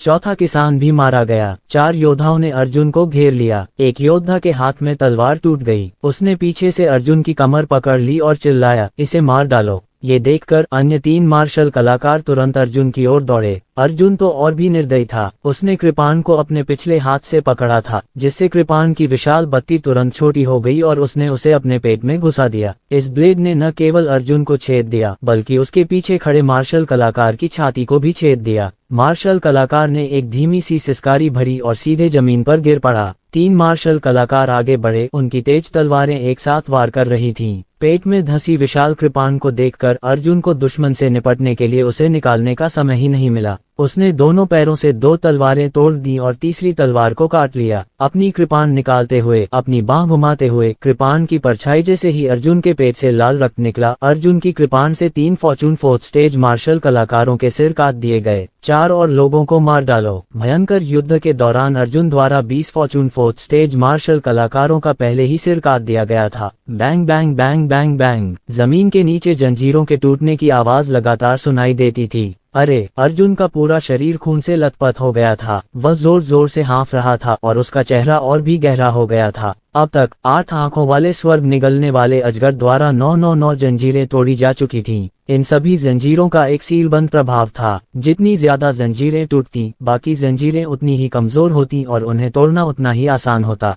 शुरुआत से ही वह एक जंजीर तोड़ने में कामयाब रहा, फिर एक बार में 20 से 30 जंजीरें तोड़ने लगा और फिर 70 से 80 जंजीरें। अब एक ही बार में वह 100 से ज्यादा जंजीरें तोड़ने में कामयाब हो गया। तुम यहाँ क्या कर रहे हो? जल्दी से वापस जाओ, नहीं तो शिविर नष्ट हो जाएगा। अर्जुन जोर से चिल्लाया और अपने पूरे शरीर पर गंभीर चोटों के साथ भूमिगत दुनिया में वापस भाग गया। हम जैसे ही वुजुन बोलने वाला था, उसने देखा कि अर्जुन पहले ही नीचे जा चुका था। उन्होंने पीले चेहरे और कड़वी मुस्कान के साथ कहा, हम उन सर्प राक्षसों को आपके स्वर्गीय दिपा दानव दमन संरचना में लाए थे। अब उनमें से आधे से अधिक का सफाया हो चुका है। मेरे बिना भी बैरकों की अस्थायी रूप से रक्षा की जा सकती है। मैं आपकी मदद के लिए यहाँ हूँ। सांस। अपने वाक्य के अंत में वुजुन ने एक लंबी आह भरी और खुद को अपमानित करते हुए हंसने से नहीं रोक सका। मदद? किसकी मदद? अर्जुन वर्तमान में जिस लड़ाई का सामना कर रहा था वह ऐसी नहीं थी जिसमें वह हस्तक्षेप कर सकता था। एक सेकंड में वह औसतन कई 100 तलवारों के प्रहारों से लड़ने में सक्षम था और वह शक्तिशाली दुश्मनों को मारने में और भी अधिक सक्षम था। जहां तक उसकी बात है, यदि वह गलती से तलवार की रोशनी लेकर युद्ध के घेरे से बाहर भाग जाता तो वह लगभग अपनी जान गंवा देता। धमाका। एक बार फिर अर्जुन और 5 लोगों को कमरे से बाहर निकाल दिया गया। उसके बाएं हाथ में एक कल्टीवेटर था और एक योद्धा ने उसके दाहिने हाथ में तलवार भोंक दी। बाकी 3 योद्धाओं ने अर्जुन के पैरों में अपनी तलवारें भोंक दी। अर्जुन ने अपने बाएं हाथ से कल्टीवेटर को खींच लिया और उसका सिर जमीन पर पटक दिया। उसके दाहिने हाथ में मौजूद विशाल कृपाण ने मृत मार्शल कलाकार को दूर फेंक दिया और उसे क्षैतिज रूप से घायल कर दिया। बाकी 3 मार्शल कलाकारों में से 2 की कमर पर मौके पर ही वार हो गया। 4 और लोगों को मार डालो। अर्जुन पहले ही लगातार 20 फॉर्चून 4th स्टेज मार्शल आर्टिस्टों में से 13 को मार चुका था। दूसरी ओर अर्जुन ने 5 साधकों को मार डाला तथा शेष 3 को छोड़ दिया। Bang bang bang bang. जंजीरों के टूटने की गहरी आवाज लगातार गूंज रही थी। बहुत देर हो चुकी है। अर्जुन ने दांत पीसते हुए दहाड़ा। Secondary light slash. अपने दाहिने हाथ से उसने भूमिगत दुनिया पर लगातार 6 बार वार किया। 10वीं स्वर्ग शेकिंग सेबर की सेकेंडरी लाइट स्लैश की शक्ति अकल्पनीय रूप से शक्तिशाली थी। नतीजा ये हुआ कि उसका दाहिना हाथ अपनी चरम सीमा पर पहुंच गया। पोपो फट गया, उसका मांस और खून बिखर गया और उसकी हड्डियां टुकड़े टुकड़े हो गईं। इसके बाद उसने विशाल कृपाण को अपने बाएं हाथ से बदल दिया तथा 6 और हल्के वारों से उसका बायां हाथ भी अपंग हो गया। फिर उसने अपना बायां पैर मोड़ा और विशाल कृपाण को पकड़ लिया। उसका पूरा शरीर पूरी गति से घूम गया और 6 हल्के वार किए। उसका बायां पैर अपंग हो गया था। इसके बाद उसने अपने दाहिने पैर का उपयोग करके विशाल कृपाण को जकड़ लिया और प्रकाश के 6 वार और छोड़े। 24 अत्यंत शक्तिशाली उपप्रकाश वार भूमिगत दुनिया की ओर बौछार की तरह बरस पड़े। उन उपप्रकाशीय कटों ने पंखे के आकार का विकिरण क्षेत्र बना दिया और पहली नजर में ऐसा लग रहा था जैसे प्रकाश की एक दीवार को काट दिया गया हो। ये प्रकाश की धारें मिट्टी की तरह जमीन को चीरती हुई भूमिगत दुनिया में फैल गईं। 9 मार्शल कलाकारों में से 4 पहले ही नीचे से ऊपर की ओर दौड़ पड़े थे और अर्जुन को फिर से उलझाना चाहते थे, लेकिन उनकी ओर आ रही दूसरी रोशनी ने उन्हें टुकड़ों में काट दिया। भूमिगत दुनिया के 5 मार्शल कलाकारों को प्रतिक्रिया करने का भी समय नहीं मिला। स्वर्ग को हिला देने वाली ब्लेड लाइट ने उपप्रकाश की गति से उनके सिर काट दिए और उनके टूटे हुए अंग हर जगह उड़ गए। शेष 3 किसान भी इसी प्रकार निश्चल थे और उनका सिर काटकर उन्हें भी मार दिया गया। अर्जुन के हाथ पैर अपंग हो गए थे। उसका पूरा शरीर खून के समुद्र से रेंगते हुए किसी रक्तवीर जैसा लग रहा था। वह आसमान में तैर रहा था, नीचे गिरते हुए खून की धारें बिखेर रहा था। दुष्वप्न कृपाण अंततः गिर गया था।